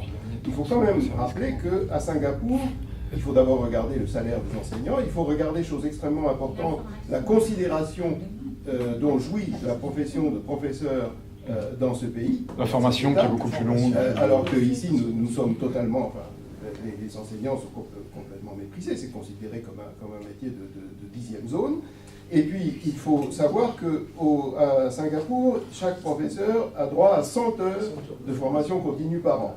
En France, on peut en avoir au maximum une douzaine, alors certains en ont un petit peu plus, mais et ce n'est pas obligatoire, et très peu de gens y ont recours. La situation de la formation continue est absolument catastrophique. La situation du recrutement des professeurs actuellement est absolument lamentable. Donc, méthode de Singapour ou pas, Stella Baouk a parfaitement raison de dénoncer ce saucissonnage ridicule, mais d'un autre côté, il faut aussi dire une chose, c'est que n'importe quel enseignant normalement constitué a toujours commencé par faire manipuler, puis faire représenter, et puis bon, après, effectivement, l'appropriation du concept, c'est autre chose. Mais enfin, ça c'est des choses qu'il faut dire. Donc cette histoire de méthode de Singapour est une vaste plaisanterie. C'est orchestré par les médias. Le Point a fait une campagne effrénée. Il a été le premier à faire un numéro spécial. Il revient sans arrêt avec des articles sur la méthode de Singapour. C'est absolument ridicule. Ouais. Juste pour rebondir là-dessus, effectivement, oui, les résultats à Singapour, monsieur a raison, c'est-à-dire, bien sûr, les résultats à Singapour ont monté, mais comment savoir là-dedans ce qui influence de la méthode, ce qui influence du fait que les enseignants sont recrutés dans de meilleures conditions, sont mieux payés, sont mieux formés, et ainsi de suite. C'est-à-dire, quand on extrait juste la fameuse méthode en question... Vous permettez 30 secondes, 30 secondes, très important. Oui. C'est aussi, cette histoire de Singapour, un exemple magnifique de confusion entre la notion de corrélation et la notion de causalité. Tout à fait. On observe quoi? Depuis je ne sais quand, ils ont mis en service cette méthode dite de Singapour, et hop, ils sont devenus premiers au classement PISA et au classement je ne sais quoi. Est-ce que l'un est la cause de l'autre? Sans doute pas. Voilà. Il y a une corrélation d'ailleurs qu'on n'observe pas. Sur la question de pourquoi on forme aux mathématiques, une question qui est jamais posée puis qui est scandaleuse. Moi, je vais vous donner une partie de ma réponse, mais je ne la donne pas en général dans l'enceinte des lycées parce qu'elle choque. C'est en partie pour former des mathématiciens. Et alors, si je dis ça, évidemment, c'est atrocement élitiste. Il n'y a pas de corrélation, en revanche, autant que je sache jusqu'ici, entre les pays qui utilisent la méthode de Singapour et le fait que l'évolution au niveau des chercheurs. Ce que je veux dire, c'est qu'à Singapour, peut-être qu'ils ont le même meilleur résultat aux enquêtes PISA, mais jusqu'à preuve du contraire, il n'y a pas eu une explosion de génie, ni même simplement de chercheurs de haut niveau. Et ça, quand même, c'est quelque chose qui n'est jamais mis en avant. Et c'est quand même, pour moi, une question absolument cruciale, c'est-à-dire on forme aussi pour, derrière, avoir des chercheurs de haut niveau. C'est pas politiquement correct depuis des années, je peux vous dire, au sein de l'institution, d'en parler, parce que on est supposé se concentrer uniquement sur les élèves en difficulté, mais pas à Louis-le-Grand, mais dans beaucoup d'endroits. Mais il y a quand même une vraie question là-dessus. Madame.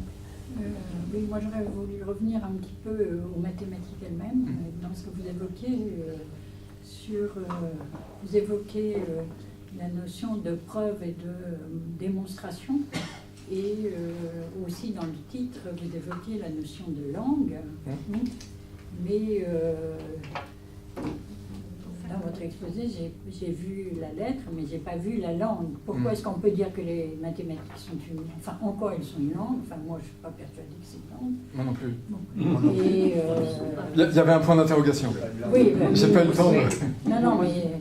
Et en même temps, cette notion de preuve que vous évoquiez, c'est quoi la preuve ou la démonstration? Comment on justifie la preuve?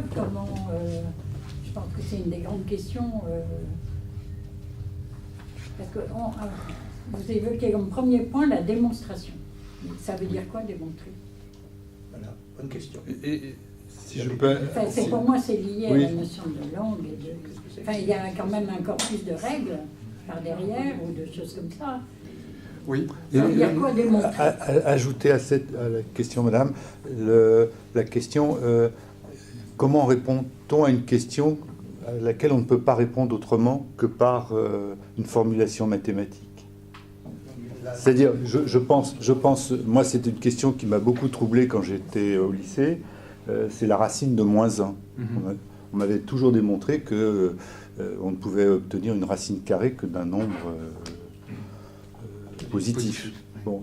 Et un jour, j'ai été enseigné par un professeur qui était remarquable d'ailleurs, parce qu'à la sortie de cette leçon, toute la classe avait compris ce que c'était, donc il nous a expliqué pendant 2 ou 3 cours comment on pouvait régler la question: peut-on extraire une racine d'un nombre négatif? Et il nous avait montré par une formulation littérale justement que c'était possible. Et je dois dire que la plupart des élèves de cette classe étaient particulièrement souriants au bout de ces 2 ou 3, j'étais de cela, de ces 2 ou 3 séances. Et donc, c'était à une question à laquelle on ne peut pas répondre, à un moment donné, en fait, on peut trouver une réponse. Et j'ai l'impression que les mathématiques, c'est en partie alors, je ne sais pas si c'est ça, et c'est pas forcément de manière par une langue, mais on a une question quasiment impossible. Vous aviez parlé du possible et de l'impossible. On a une question impossible, puis finalement, on trouve une réponse. Donc c'était un peu pour ajouter à votre question. Une langue, c'est fait aussi pour communiquer. Et cette communication, elle existe par les mathématiques, quelle que soit la langue qu'on parle. C'est compris par tout le monde, les mots sont plus forts, les formules. Pas forcément. Il y a tellement de choses là dans... Si vous pouvez... Oui. Si on en rajoute...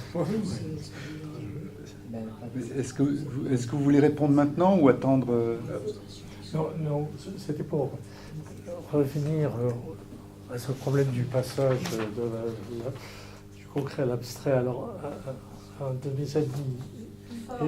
mes amis érudits m'a signalé un dialogue de Platon, dialogue de Socrate, que je vais vous lire. Tu as bien mis 5 drachmes dans cette bourse, Agathon. Certes, fait Agathon. Mais peux-tu me dire, Agathon, ce que tu n'y as pas mis? Par Zeus, je n'en sais rien, je ne puis te répondre. Éclaire-moi donc, Socrate, de ton savoir. Éclairez-moi, s'il vous plaît, de votre savoir. Qu'est-ce que Socrate n'a pas mis dans la bourse? Eh bien, j'entends quelqu'un qui me souffle. Et effectivement, ça correspond à la réponse de Socrate. Ce que tu n'y as pas mis, Agathon, c'est le nombre 5. Et est-ce que, par rapport à l'addition, si vous voulez, vous pourriez donner un exemple de la, du fait que le fait de dénombrer, de calculer une addition permet d'escamoter le concept de nombre et le concept abstrait d'addition. Si vous voulez, dans les tentatives que j'ai faites de proposer des mathématiques premières, c'est-à-dire que ce qu'est un nombre devrait être la même chose pour un enfant, en CP, jusqu'à l'université. Il n'y a pas de raison. Il n'y a pas de raison qu'il pense que 3 pommes est un nombre au CP et qu'on soit obligé de casser cette certitude pour obtenir que c'est 3 qui est un nombre et que 3 est une idéalité. C'est ce que disait aussi Jean Toussaint de Santi. Et il disait, on voit 3 arbres, on voit 2 personnes, on n'a jamais vu 3, on n'a jamais vu 2. Bon. Or, les enfants sont capables d'apprécier ça tout de suite. Il faut leur apporter des instruments d'analyse, mais dont je me sers, moi, jusqu'en terminale, parce que c'est la même chose. Tu dis 2A plus 3B égale 5AB, pourquoi peux-tu le dire? Sur quoi s'est porté ce calcul, justement? De la même façon, 2 tiers plus 3 quarts, ça fera 5 septièmes. C'est incroyable. Je veux dire, les oreilles ne marchent plus, il n'y a plus que le 2 et le 3. Bon.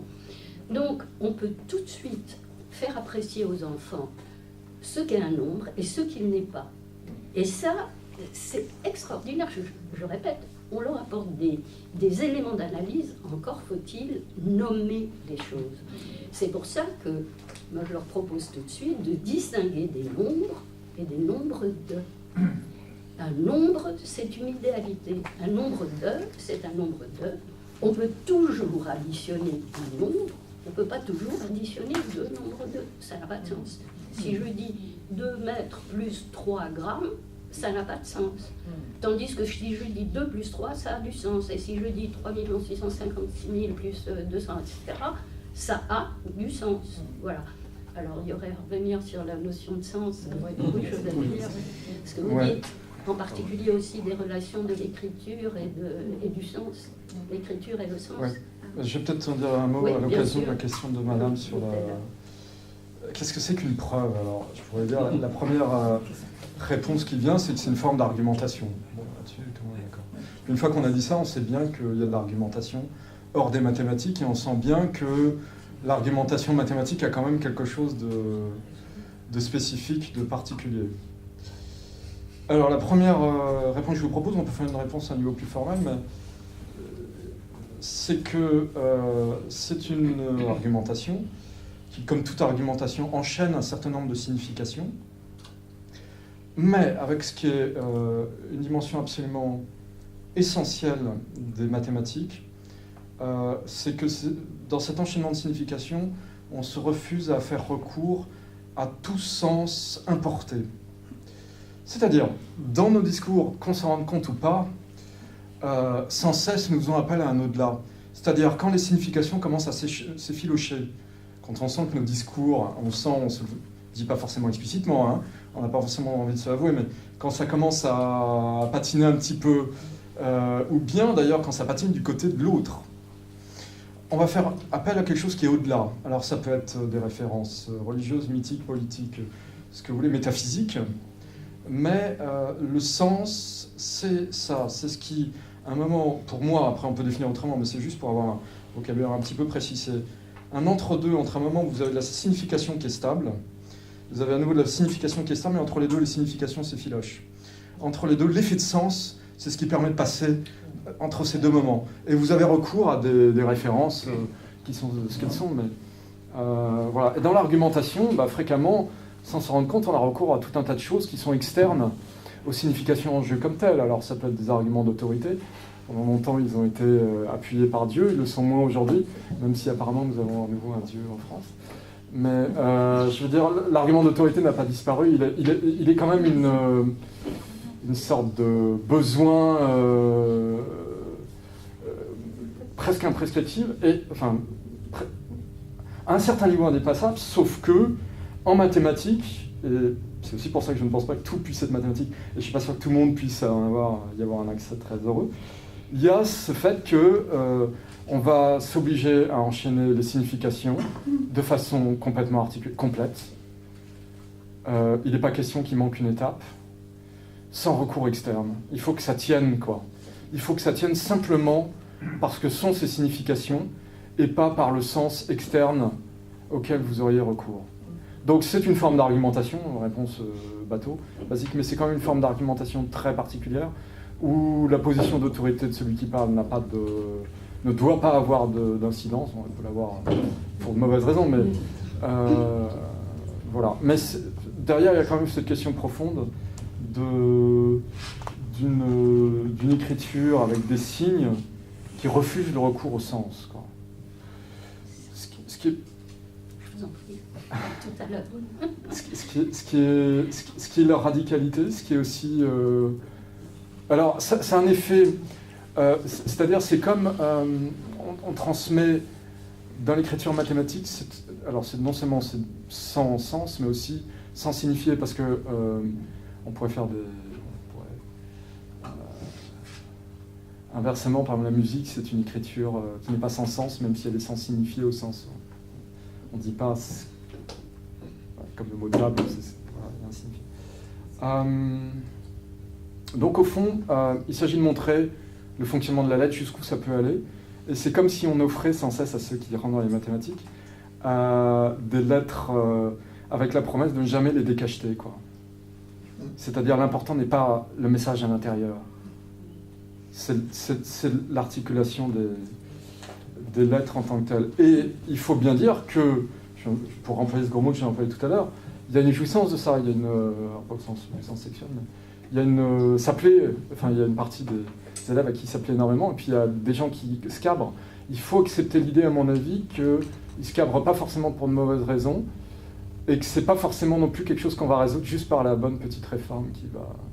C'est-à-dire, ça touche à des questions sur la constitution même du sujet, le rapport au plus fondamental de notre subjectivité, de notre rapport à la langue, qui sont absolument fondamentales.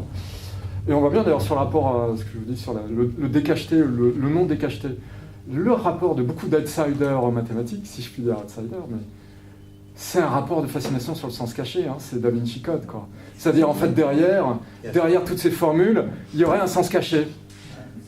Et bien, c'est typiquement ce que se refuse le mathématicien. Alors, je veux dire, une partie d'entre eux se mettent à délirer à l'extérieur de leur activité mathématique. Et Dieu sait que j'en ai vu délirer. Bon, sur le sens profond du nombre 12 et ainsi de suite, il y a quand même effectivement plus de, comme je disais tout à l'heure, de psychotiques que dans d'autres professions. Mais dans l'activité mathématique elle-même, il n'y a pas de sens caché. C'est-à-dire, c'est le refus de recours à ça, quoi. Même si ça excite de l'extérieur, de fait... Oui, mais sur le... Oui, je voulais juste dire, c'est sur le problème du sens. En fait, pourquoi il y a un sens caché ou pourquoi il n'y a pas de sens caché? Parce que, pour la plupart des gens, ça n'a simplement pas de sens. Tout. Ça n'en a pas. Mais oui, alors c'est ça que j'ai pas compris. Pour moi, effectivement, l'écriture mathématique peut se comprendre. Ah oui, ça signifie quelque chose. Mais j'essaie de faire une distinction, alors qui n'est pas originale, hein, je l'articule autrement. Elle a été articulée par d'autres personnes avant, entre signification et sens. Alors il se trouve que ça n'existe pas dans toutes les langues, mais le français nous fait cette faveur d'avoir deux mots distincts avec signification et sens. Et je ne pense pas que ce soit un hasard. Et le fait que le mot sens, en français, la langue française nous éclaire sur le fait que le sens, en ce sens, c'est deux choses que ne sont pas la signification. C'est une orientation. En français, sens, c'est aussi orientation. Et c'est la sensorialité. Et, ah oui, mais c'est essentiel, y compris dans la langue, par exemple dans la langue poétique, la matérialité même du mot. Alors qu'en mathématiques, ça n'a aucune importance, c'est absolument quelque chose. Si vous voulez, pour revenir là-dessus... Mais même dans la langue courante, sur le nom propre, sa matérialité est importante, quoi. Il n'y a pas de nom propre en mathématiques. Ça va très loin parce que ça se manifeste symptomatiquement par le fait que les mathématiciens ont un rapport problématique et symptomatique avec les noms propres. Métathéorème d'un certain Vladimir Arnold, que peut-être certains d'entre vous connaissent de nom, grand mathématicien russe mort il y a quelques années, plutôt par ailleurs extrêmement déplaisant humainement, mais très agressif, très méprisant, notamment pour le système d'enseignement français, et ainsi de suite. Bon. Mais il a dit un jour que, une chose plaisante, c'est que les théorèmes en mathématiques ne portent en général pas le nom de leur auteur. Alors, ils confondent auteur et créateur, mais ne portent pas le nom de leur créateur. Ce qui est effectivement la plupart du temps vrai, hein, il y a très peu de... En général, les théorèmes sont mal nommés. Il y a quelques contradictions, quelques contre-exemples, où par hasard, les théorèmes ont été bien nommés, mais on sait que le théorème de Pythagore est... Pas de Pythagore au sens où c'est pas le premier à l'avoir remarqué, c'est déjà en Mésopotamie, 1000 ans avant. Et il l'a probablement pas démontré, si on entend par la démonstration. Le théorème de Thalès n'est le théorème de Thalès qu'en France, hein, ce qu'on appelle le théorème de Thalès dans le pays anglo-saxon. Et puis il y a des exemples évidemment plus savants, mais qui restent à un niveau d'enseignement secondaire. La relation de Bézoul en arithmétique n'est pas de Bézoul. C'est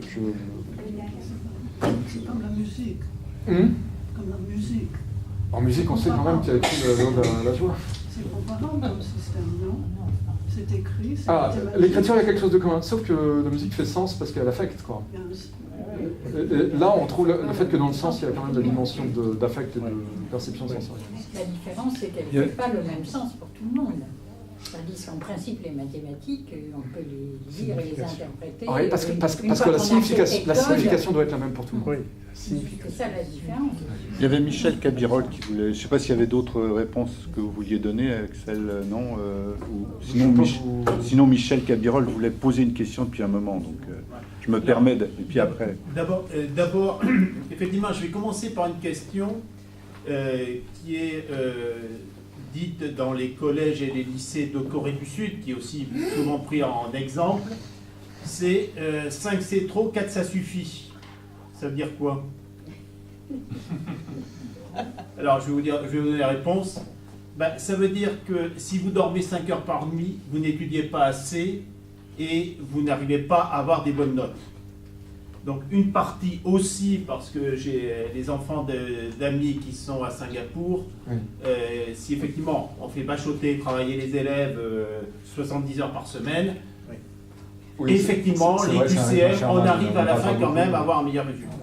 Donc ça, c'était la première chose, un peu pour l'anecdote peut-être, mais enfin, comme quoi c'est multifactoriel, il ne faut pas non plus mettre de ce genre. Alors, moi, sur ce que j'ai entendu, je vais dire peut-être moins bien que ce que disait Madame tout à l'heure, mais je crois qu'il y a le problème fondamental pour moi, ça serait d'arriver à définir une pédagogie qui, dès le CP, voire dès la maternelle, enseigne les mathématiques de façon à ce que ça soit compatible avec l'ensemble de la structure, y compris jusqu'à l'agrégation ou quelque chose comme ça. Et j'ai effectivement un exemple l'autre jour sur Facebook, il y avait des amis qui se moquaient parce que il y avait un instituteur, enfin excusez-moi, j'appelle ça encore des instituteurs parce que pour moi ça c'est un beau mot, un professeur des écoles qui disait aux enfants, au lieu de faire 10 moins 5 égale 5, c'est quel chiffre il faut rajouter à 5 pour faire 10.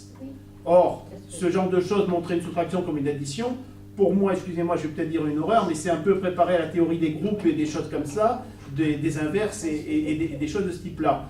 Et effectivement, c'est peut-être pas idiot, parce que je me suis tout à fait retrouvé dans ce que vous avez dit tout à l'heure sur le calcul littéral, alors à un autre niveau, où on prend un mur total et on ne comprend plus rien. Moi, c'était avec la topologie. Bon, alors, c'est un cran un peu au-dessus, oui. Mais je n'y comprenais plus rien. Et j'étais incapable de faire des exercices de type plus 2 égale 4. Alors, parce que je pense que je n'avais pas été formé au lycée, enfin bon, pour un certain nombre de raisons, mais je pense que c'est pour moi, ça, c'est la grande question pédagogique, c'est comment arriver à faire une construction qui fasse qu'on puisse monter là, et qu'on ne se prenne pas un grand mur, qu'il n'y ait pas une étape, un étage énorme à franchir pour passer au-dessus. Oui. Mais est-ce qu'apprendre, c'est pas justement toujours remettre en question ce qu'on sait? Moi, je suis assez étonnée de la façon dont vous envisagez l'apprentissage comme une espèce de ligne comme ça. Je pense qu'à chaque étape, on est obligé, à l'école par exemple, on s'amuse avec les élèves à faire multiplier par, pour les enfants, le résultat d'une multiplication est toujours supérieur au membre de... Non mais c'est une étape. Et il faut qu'il passe à l'étape d'après, ou quand on multiplie par un décimal, évidemment. Mais je pense qu'apprendre, c'est ça. C'est passer d'étape en étape et démolir ce qu'on sait précédemment pour avancer. Alors démolir, quand même, ça pose un peu de problème. Des fois, c'est un petit peu ce qu'on est obligé de faire. Oui. C'est-à-dire, quand on a mal appris les choses, effectivement, il faut... En revanche, qu'il y ait une relecture sans cesse de ce qui a été appris avant, oui, ça, on est d'accord. Je suis assez d'accord avec vous, mais vous savez d'ailleurs que formellement, moi je pense depuis longtemps que c'est un des vrais problèmes là, pour être vraiment très pratique. Les programmes en France ne sont jamais faits d'un coup, si je puis dire, c'est-à-dire ils ont toujours été faits petit tronçon par petit tronçon. Alors peut-être un petit peu moins sur la dernière programme, mais vu ce que ça a donné. Voilà. Et par exemple, en mathématiques hein, en tout cas, les programmes de collège et lycée n'ont jamais été articulés. C'est-à-dire ce sont des groupes de travail différents, non connectés, qui ont fait les programmes, y compris en troisième et en seconde. Alors que c'est quand même 2 années qui suivent, quoi. Et pendant des années, moi j'étais frappé qu'il y avait des contradictions. Je vais vous donner un exemple dans le programme que j'ai dû appliquer dans les années. En seconde, il n'était plus question, d'ailleurs, il n'y a plus question, de la notion de nombre premier. Et le programme de troisième, avant ceux qui sont en vigueur, ça n'a pas beaucoup d'ailleurs changé là-dessus, mentionné explicitement, donc il y avait une petite mention de la notion de nombre premier, on disait, mais on s'en servira un petit peu, mais on ne la formalisera pas. Bon, pourquoi pas, discuter, mais... il disait, cette notion sera formalisée en seconde. Le programme de troisième, année suivante, programme de seconde, pas mention de la notion de nombre premier. Donc les gens qui ont fait le programme de seconde, l'année suivante, peut-être ceux qui ont fait le programme de troisième, soit ils n'ont pas lu le programme de troisième, soit ils l'ont lu et ils s'en sont moqués comme de leur première chemise. Mais vous voyez, il y a un truc quand même, juste, et là je suis d'accord quand même, aussi c'est pas le problème majeur, mais ça fait quand même partie des multiples problèmes, un moment ou un autre que les choses soient articulées.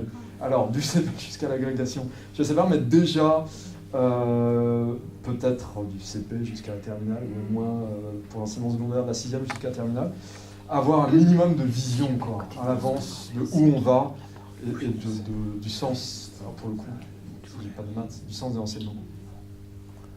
Bon, il y avait monsieur qui voulait parler après. D'accord. J'accroche sur Pythagore et Thalès. Vous avez dit explicitement que le cœur de l'activité mathématique, c'est le calcul littéral. Oui, mais il n'a presque pas été question de géométrie. Quel est le statut de la géométrie dans tout ça? J'ai un lié moi avec la démonstration. C'est un moment essentiel aux élèves, justement, sur le passage de la monstration à la démonstration, c'est-à-dire le fait que la figure... Mais là, il n'y a plus de calcul. Un peu quand même. Un peu. Il n'est pas central.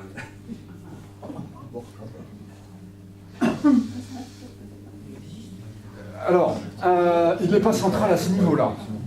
Il est là quand même. Hein. Il est là, mais vous savez, alors là ça nous pose un truc, c'est que même dans Euclide, il est là de manière implicite. C'est-à-dire tout un tas de choses que nous on voit comme résolution d'équations du second degré, avec des x, hein, donc de la forme ax carré plus bx plus c égale à 0, sont dans Euclide, mais pas sous cette forme-là, dans des cas particuliers sous forme de manipulation d'air. Mais en fait, si vous les retranscrivez, oui, c'est de la résolution dans des cas semi-généraux, je dirais. C'est pas le cas général, mais c'est pas non plus juste des cas particuliers. Donc dans des cas semi-généraux, c'est de la résolution d'équations du second degré. Donc c'est déjà en fait quand même un calcul littéral. Mais effectivement, implicitement, oui. Les choses ont mis longtemps à se décanter. Et de fait, je crois que j'ai dit tout à l'heure, sur les trois choses centrales, parce que pour moi il y a quand même vraiment trois quarts, la démonstration, le calcul littéral et le nombre, le calcul littéral est le truc qui a mis plus longtemps à se décanter. Et de fait, au fond, c'est avec Descartes que ça se décante complètement. Et vous voyez, les notations qu'on utilise aujourd'hui dans nos cours sont à vraiment un chouïa après les notations qui sont dans la géométrie de Descartes. C'est un livre de géométrie. Hein. Je veux dire, c'est frappant que ça apparaisse dans un livre qui se présente comme un livre de géométrie. Donc, de fait, la géométrie, à un moment, accueille forcément cet agème, mais ça met du temps à se décanter. Ouais. Ça met du temps à se décanter. Oui, il y avait.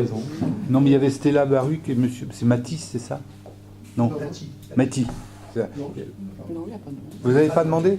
Si, je l'ai demandé, mais je ne peux pas mettre. D'accord. Non, mais il y avait Stella Baruch d'abord, et puis vous après. D'accord. J'ai peut-être pas vraiment répondu. Madame Baruch, vous aviez voulu faire une petite intervention. Il y a un point qui me paraît, comment dirais-je, très riche de discussions possibles, et qui est celui dont vous parliez de la connaturalité de l'écriture. Ce qui voudrait dire qu'entre l'écriture et le sens, il n'y a pas de relation immédiate, c'est ça? Qu'est-ce que vous vouliez dire exactement? Non, effectivement. Alors après... Parce que là, il y aurait... Après, une fois que l'écriture rentre là-dedans, si je peux dire, qu'elle commence à transcrire la parole, elle ne fait pas que ça, quoi. C'est-à-dire qu'en poésie, par exemple, elle va produire des effets de sens. Donc c'est pas non plus, quand je dis qu'il n'y a pas de connaturalité, ça ne veut pas dire qu'il n'y a pas d'incidence et de circulation de l'une à l'autre. Mais oui, au départ, alors, on n'est pas obligé d'être d'accord, hein, mais au départ, je pense qu'effectivement, ce sont deux systèmes qui sont mis en rapport, qui sont presque plaqués l'un sur l'autre. Il y a d'ailleurs un truc, c'est que les signes d'écriture qu'on utilise dans les différents alphabets, donc ils viennent, les alphabets grecs, latins, russes, phéniciens, enfin tous les alphabets antiques.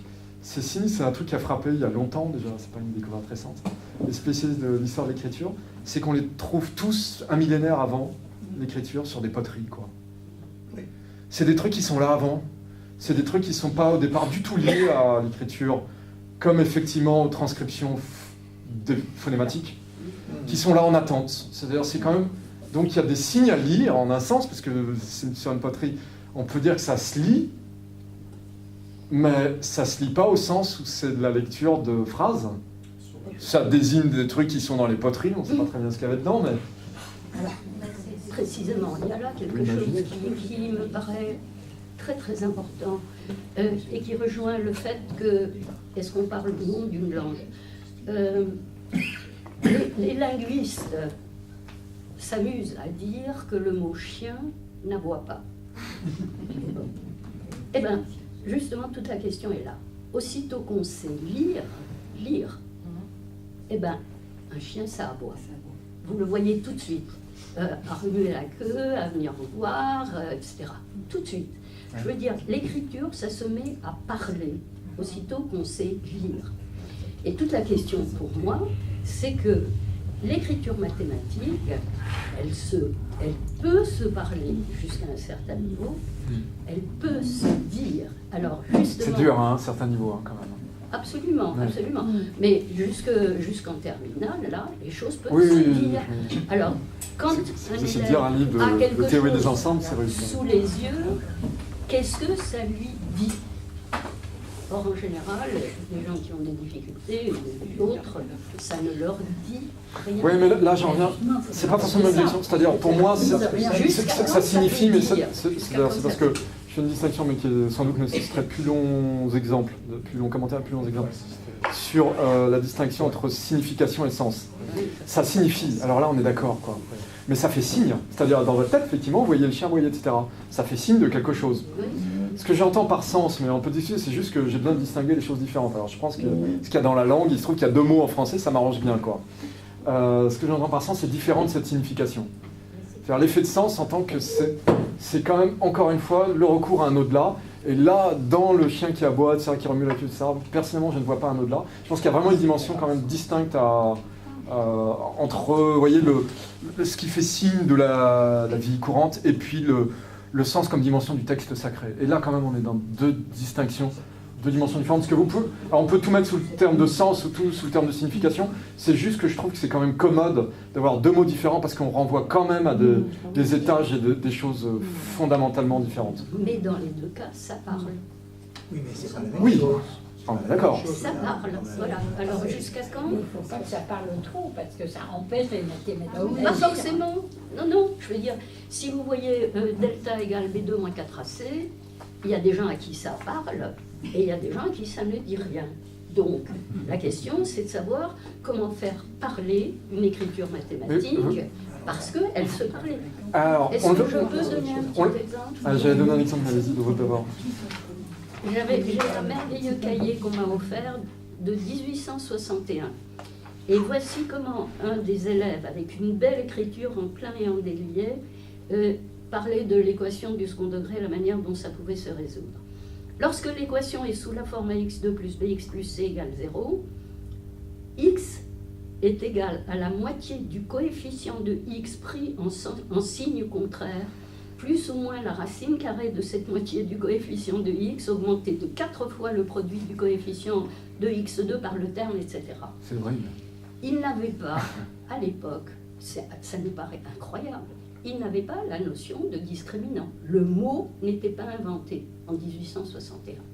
C'est extraordinaire. Alors, il y a toute une fonction, là, des mathématiques qui se mettent à geler les concepts ou les idées en fonction de la nomination du concept, oui, qui est essentiel. Par des mots et par des signes. Je veux dire, il y a ce qui fait qu'une écriture, ça peut être des paroles gelées et qu'on peut dégeler. Alors, voyons la suite. Un mathématicien nous explique, Charles Lézan, je ne sais pas si on le connaît, il a fondé un journal qui s'appelle l'enseignement mathématique. Alors, il explique. Alors, il y a tellement de mots dans cette façon que devait retenir l'élève. En 1861, il parle de prendre en sens contraire. On dit l'opposé aujourd'hui. Je veux dire, il y a une économie de l'énonciation mathématique, puis de l'écriture mathématique, qui fait C'est un technique d'enseignement, parce que malgré tout, je pense que les mathématiciens utilisaient déjà le terme d'opposé. Peut-être celui de discriminant bien aussi. Voici ce que je dis Charles Lézan. À propos de l'équation x2 plus bx plus c égale 0, plusieurs auteurs ou professeurs depuis un certain nombre d'années ont adopté l'usage de désigner la quantité B2 moins 4AC sous le nom de réalisant. Il serait tout aussi raisonnable de l'appeler imaginarisant, puisque les racines sont réelles quand B2 moins 4AC plus grand que 0, imaginaires quand elles sont plus petites que 0, quand B2 moins 4AC inférieur à 0. Si l'on tenait pour la brièveté du langage à employer un mot spécial, pourquoi ne pas prendre alors celui de discriminant qu'on retrouvera plus tard dans les équations de degré supérieur et qui semble avoir conquis droit de cité? C'est ce que font du reste beaucoup d'excellents professeur. Ouais, ce qui veut dire qu'il existait déjà dans l'algèbre. Non, mais c'est fabuleux de voir comment un mot va pouvoir contenir du sens qui provient par hasard. C'est ça l'histoire. C'est sur le terme de sens que je. De signification. Oui. Mais je vais vous donner un exemple vraiment là aussi concret de vécu de. Je vais l'écrire au tableau. Alors, un truc en seconde, voilà, on étudie, je sais pas, la fonction démographique d'adulte. On introduit. Je vais pas F de X, c'est là, un exemple complètement idiot. X+2 sur X-3. Pas bien difficile. Un type de fonction qu'on peut étudier en seconde. Alors, donc la fonction, s'il y en a qui n'ont pas vu, je le dis, définie par f de x égale x+2 sur x-3. Sur x-3. Alors, aussitôt, chose typique, enfin basique en seconde, est quand même amené à remarquer, si c'est pas indiqué dans l'énoncé, ce qui est souvent le cas dans les manuels actuels, mais qu'il y a une valeur pour laquelle il y a un problème, pour laquelle on ne peut pas faire le calcul, parce que sinon on diviserait par 0 et on sait que c'est pas possible. Alors c'est moi qui dis que c'est pas possible. Mais là où on voit quand même justement la question de la transmission, le passage du signe, de la signification, la dimension du signe, et le sens, c'est comment ça se dit. La plupart des enseignants, et du coup la plupart des élèves, ne diront pas qu'ici il y a une valeur qui rend le calcul impossible, à savoir la valeur x égale 3, enfin la valeur de x qui est 3. Le vocabulaire usuellement utilisé dans les classes de seconde, que moi je vais vite d'utiliser, mais sur lequel je reprends mes élèves en première avec un souhait, je leur interdis rien, mais le vocabulaire usuel utilisé, c'est une valeur interdite. Et là vous avez un exemple typique de la transaction entre la dimension de la signification en tant qu'à un moment donné elle rencontre un impossible, et la dimension du sens en tant que le sens, c'est le sens interdit, et c'est là l'interdit du sens ou le sens de l'interdit. C'est-à-dire on verbalise quelque chose qui n'est pas du tout un interdit, qui est réellement de l'ordre de l'impossible. Moi ça me fait sourire, ils disent ça, mais ils reprennent simplement ce que leur professeur en seconde leur ont dit, en général un interdit ça peut se transgresser, et là en l'occurrence si vous le transgressez, ça ne va pas faire s'effondrer le monde. On n'est pas dans l'interdit de tuer, l'interdit d'inceste, et ainsi de suite. Allez-y, essayez. Le truc, c'est qu'il n'y a rien à transgresser, c'est juste que c'est impossible. C'est un calcul qu'on ne peut pas faire. Donc la langue courante, y compris des mathématiciens, des professeurs de mathématiques du secondaire, et du coup de leurs élèves, substituent, parce qu'ils parlent justement, et que du coup ils sont dans un registre de sens, substituent à une dimension d'impossible, qui est une dimension fondamentale de la signification, une dimension d'interdit qui est une dimension de sens. Alors on peut se dire c'est pas grave, c'est pas très grave. Ceci dit, j'aimerais mieux que les enseignants sachent ce qu'ils font, parce que je pense malgré tout que ça aussi, ça met sur de fausses pistes.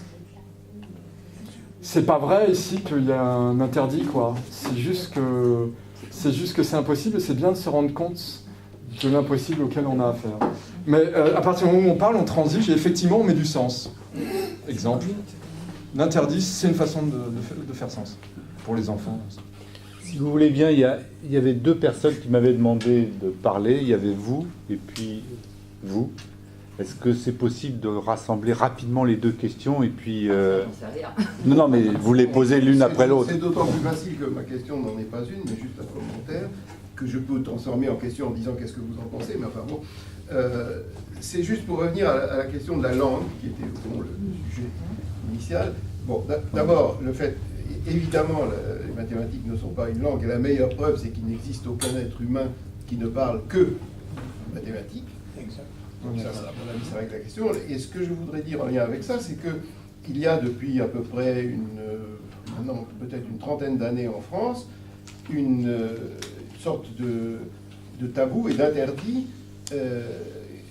qui pèse sur les enseignants de l'enseignement secondaire, qui est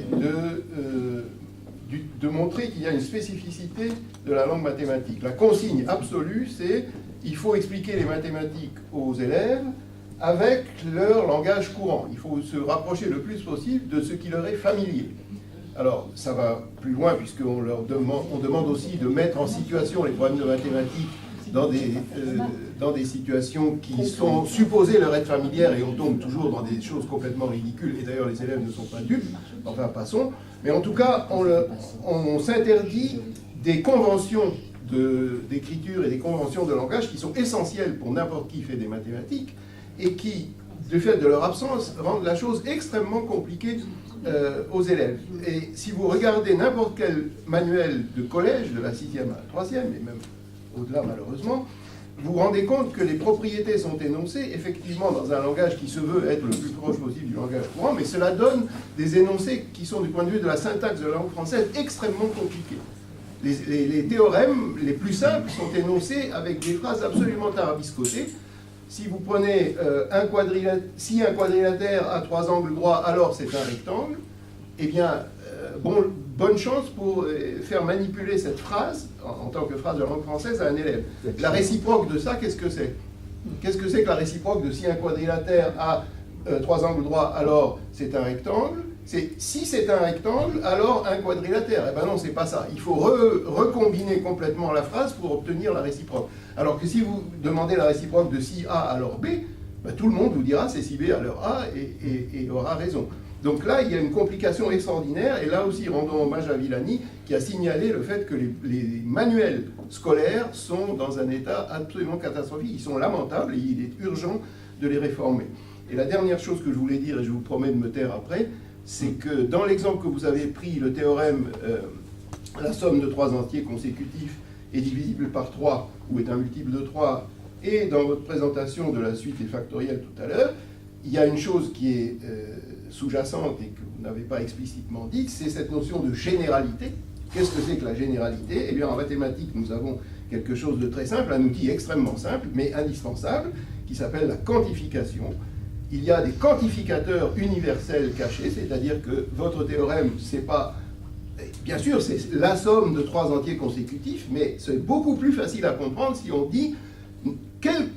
Vous pouvez prendre n'importe quel entier et les deux qui le suivent et les additionner, et alors vous obtiendrez un multiple de 3. Le n'importe quel, le quel que soit, le quantificateur universel, eh bien, il est pratiquement interdit de séjour dans l'enseignement secondaire parce qu'il est jugé trop compliqué pour nos malheureux élèves, alors qu'en mathématiques, on ne peut pas se passer. Il y a des quantifications depuis l'école maternelle. En fait, l'interdit porte sur l'écriture.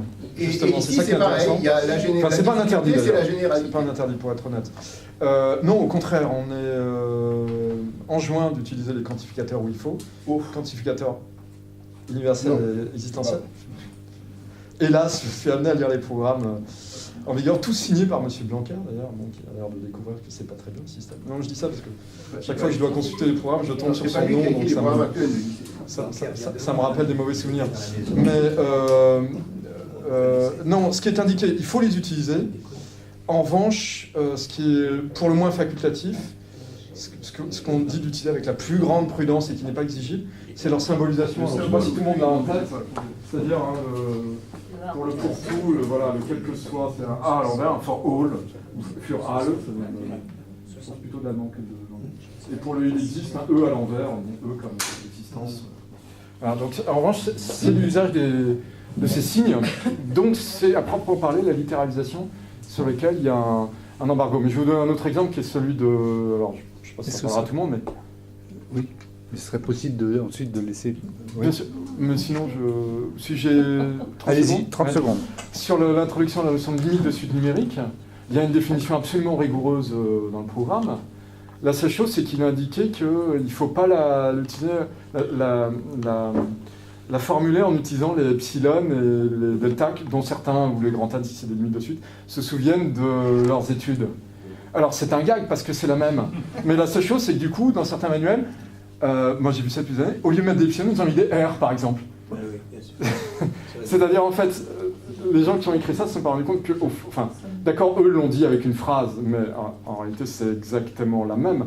L'interdit porte sur l'usage des lettres, et donc certains auteurs mélanges utilisons d'autres lettres. Donc finalement c'est le epsilon qui n'avait pas, quand c'est un R, ça va. Dernière petite question, oui, commentaire. Oui, avec 2 questions à dire vrai. Alors moi je suis l'exemple type de l'élève qui n'a jamais rien compris aux maths. Je ne suis ni prof de maths, ni universitaire, ni rien du tout ça. Donc je suis la Candide. Ces 2 heures m'ont réveillé d'horribles cauchemars toute ma scolarité. Je n'ai jamais rien compris à ce que disait un professeur, quel qu'il soit, professeur de maths, du CP à la terminale. Ça a toujours été pour moi un langage qui ne faisait ni signification ni sens. Et encore aujourd'hui, quand je vois est pour moi totalement abscons. Donc mes deux questions. J'avais pas le temps de réexpliquer. Pourquoi finalement il y a aussi peu d'élèves qui réussissent en maths? Parce que la proportion, je crois, c'est... Enfin, je suppose... Tout dépend de ce qu'on entend par réussir aussi. Non, mais je veux dire... C'est un mot magique aujourd'hui, mais... Oui. Ils ont tous ceux qui comprennent, du moins. Il me semble qu'il y a plus de... C'est pas en tout ou rien, la compréhension, là aussi. Vous vous dites que vous n'avez rien compris. Oui, c'est Dieu quand même pas l'exemple le plus fréquent. C'est-à-dire souvent, c'est quand même pas aussi tragique. Pourquoi est-ce qu'il y a autant d'élèves, aussi peu finalement de mathématiciens par rapport à des littéraires? Ce qui veut bien dire qu'il y a peut-être un problème d'enseignement, pédagogique. Il n'y a pas beaucoup de littéraires. Mais vous me permettez que je parle? Pendant 40 ans, je me suis tue à propos des maths.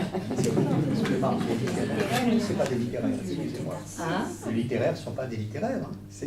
Non, mais si je prends la formulation basique d'un élève, il est soit plus littéraire, soit... c'est moins vrai. Non, mais il y avait des filières. Enfin, moi, à mon époque, il y avait des filières. Une vérité humaine. Oui, enfin, il y a des gens qui ne comprennent pas les mathématiques, pour lesquels c'est un langage inaudible, je dirais même inaudible, voilà, ou illisible.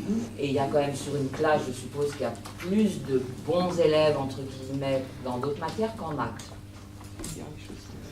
Disons les choses comme ça. Donc, ma première question, c'est quand même, enfin, si tout le monde était mathématicien, si tout le monde comprenait les maths, il y aurait peut-être, on n'aurait peut-être pas fait ce débat aujourd'hui aussi. Ça saurait, exactement. Je suis pas sûr que le monde serait très vivable. Donc je sais pas si non, c'est un regret, pas. Je n'émets aucun jugement de valeur là-dessus. Ma première question, c'est ça quand même. C'est qu'il y a, me semble-t-il, une proportion d'élèves qui ont du mal à comprendre, on va nuancer, qui ont du mal à comprendre cette matière. D'accord? Mais il peut y avoir de bonnes raisons, c'est ça que j'ai dit. Hein? Il peut y avoir de bonnes raisons. Non, mais peut-être, mais justement, j'aimerais savoir pourquoi. Et la deuxième question, c'est à quoi ça sert les maths? Alors là, je pense que pour la deuxième question, on reviendra la semaine prochaine. Une autre fois. Parce que finalement, on a parlé beaucoup de tout ça, de sens, de signification. Mais ça sert à quoi? Si la finalité n'est pas de donner du sens dans le monde dans lequel on vit, à quoi ça sert? Développement de la science, toute la technologie que vous utilisez sans vous en rendre compte utilise beaucoup de mathématiques. Alors pourquoi vous avez dit que finalement ça n'a pas de sens? Non, c'est pas ça. Mais les mathématiques ne servent absolument à rien dans la vie courante. Absolument à rien. Ça ne sert à rien. Simplement, c'est le langage de la physique. Et donc effectivement, si tu veux, pour les gens qui s'occupent de faire de la physique et ensuite de faire de la technologie, ben, ils ont besoin des mathématiques. Mais eux, ils ne sont pas dans la vie courante, c'est des spécialistes. Alors la question peut-être qui est derrière, c'est pourquoi, alors qu'au fond, on pourrait se dire, on peut se faire l'avocat du diable, se dire, au fond, il y a besoin de mathématiques, par exemple, pour l'iPhone ou le smartphone que vous avez sans doute, il y a besoin de beaucoup de mathématiques. Mais on peut se dire, au fond, on n'a pas besoin que tout le monde fasse des mathématiques pour avoir le nombre suffisant de scientifiques, d'ingénieurs, qui fabriquent tous ces objets dont j'ai envie, moi, de me servir, ainsi de suite. Il y a une vraie question là derrière, qu'en général on élide, parce qu'on n'aura pas le temps d'y répondre absolument profondément. Juste peut-être quelques éléments. D'abord, on ne sait pas à l'avance qui sera matheux ou mathématicien. Non. Donc c'est pas possible. Non mais c'est une question, c'est une chose basique, mais sur l'enseignement on peut pas dire dès le début, finalement on a besoin que de 10% de matheux ou 20%, et à tous les autres on va pas enseigner les maths. Sauf qu'on sait pas qui seront les 10 ou 20% qui... Donc là je suis désolé, mais il y a un truc, donc tout le monde doit y passer pour cette raison. Donc il y a un truc qui est simplement qu'on sait pas à l'avance. Première chose, un aspect pratique incontournable, que vous vouliez ou non. Et deuxième aspect, il y a quand même qui pour moi est important, c'est quand même cette confrontation avec cette exigence de rigueur absolue, de faire tenir des significations sans recours à une transcendance, est quand même quelque chose d'extraordinairement fondateur. C'est violent. Oui. C'est violent pour beaucoup d'élèves. Mais je pense qu'il y a des violences, alors on peut quand même faire que ça se passe bien en classe. Moi j'avais des chocolats pour les contrôles.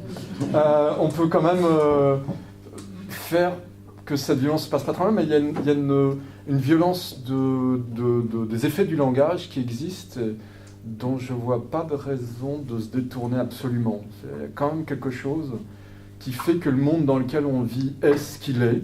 C'est-à-dire la technologie que vous utilisez est ce qu'elle est parce qu'il y a les mathématiques. Même si vous n'avez pas besoin de savoir toutes les mathématiques là-dedans pour concevoir vous-même tous ces appareils que vous utilisez, c'est bien de savoir ce qui conditionne le monde dans lequel vous vivez et de vous confronter à ce qui, oui, d'une certaine manière, est une folie. Mais c'est la folie dont se sustente notre monde au quotidien. Mais ça, c'est vraiment la question... Moi, je voulais dire une phrase. Dire une seule chose. À la question à quoi ça sert, qui est, disons, provocante, il faut répondre que faire des mathématiques, comme d'autres choses d'ailleurs, mais faire des mathématiques, c'est se trouver un moment face à une des plus extraordinaires choses de l'esprit humain. Et là, peu importe que ça ne serve pas, c'est quelque chose d'extraordinaire qui a été fait, et lorsqu'on y entre, eh bien, on fait en soi-même des progrès qui permettent toutes sortes de choses. Rien que ça justifie 100 000 fois de se fatiguer. Moi, j'en suis convaincu. C'est la réponse qu'on fait aux personnes de l'importance de l'inutile. Merci beaucoup à vous tous. Merci. À propos de Condorcet, pour expliquer oui. chose analogue, il y a actuellement des travaux mathématiques qui sont faits sur les questions de mathématiques sociales. Je vais revenir à ça. Et en particulier, il y a des groupes de recherche qui travaillent sur les systèmes électoraux. Oui, mais ça je connais.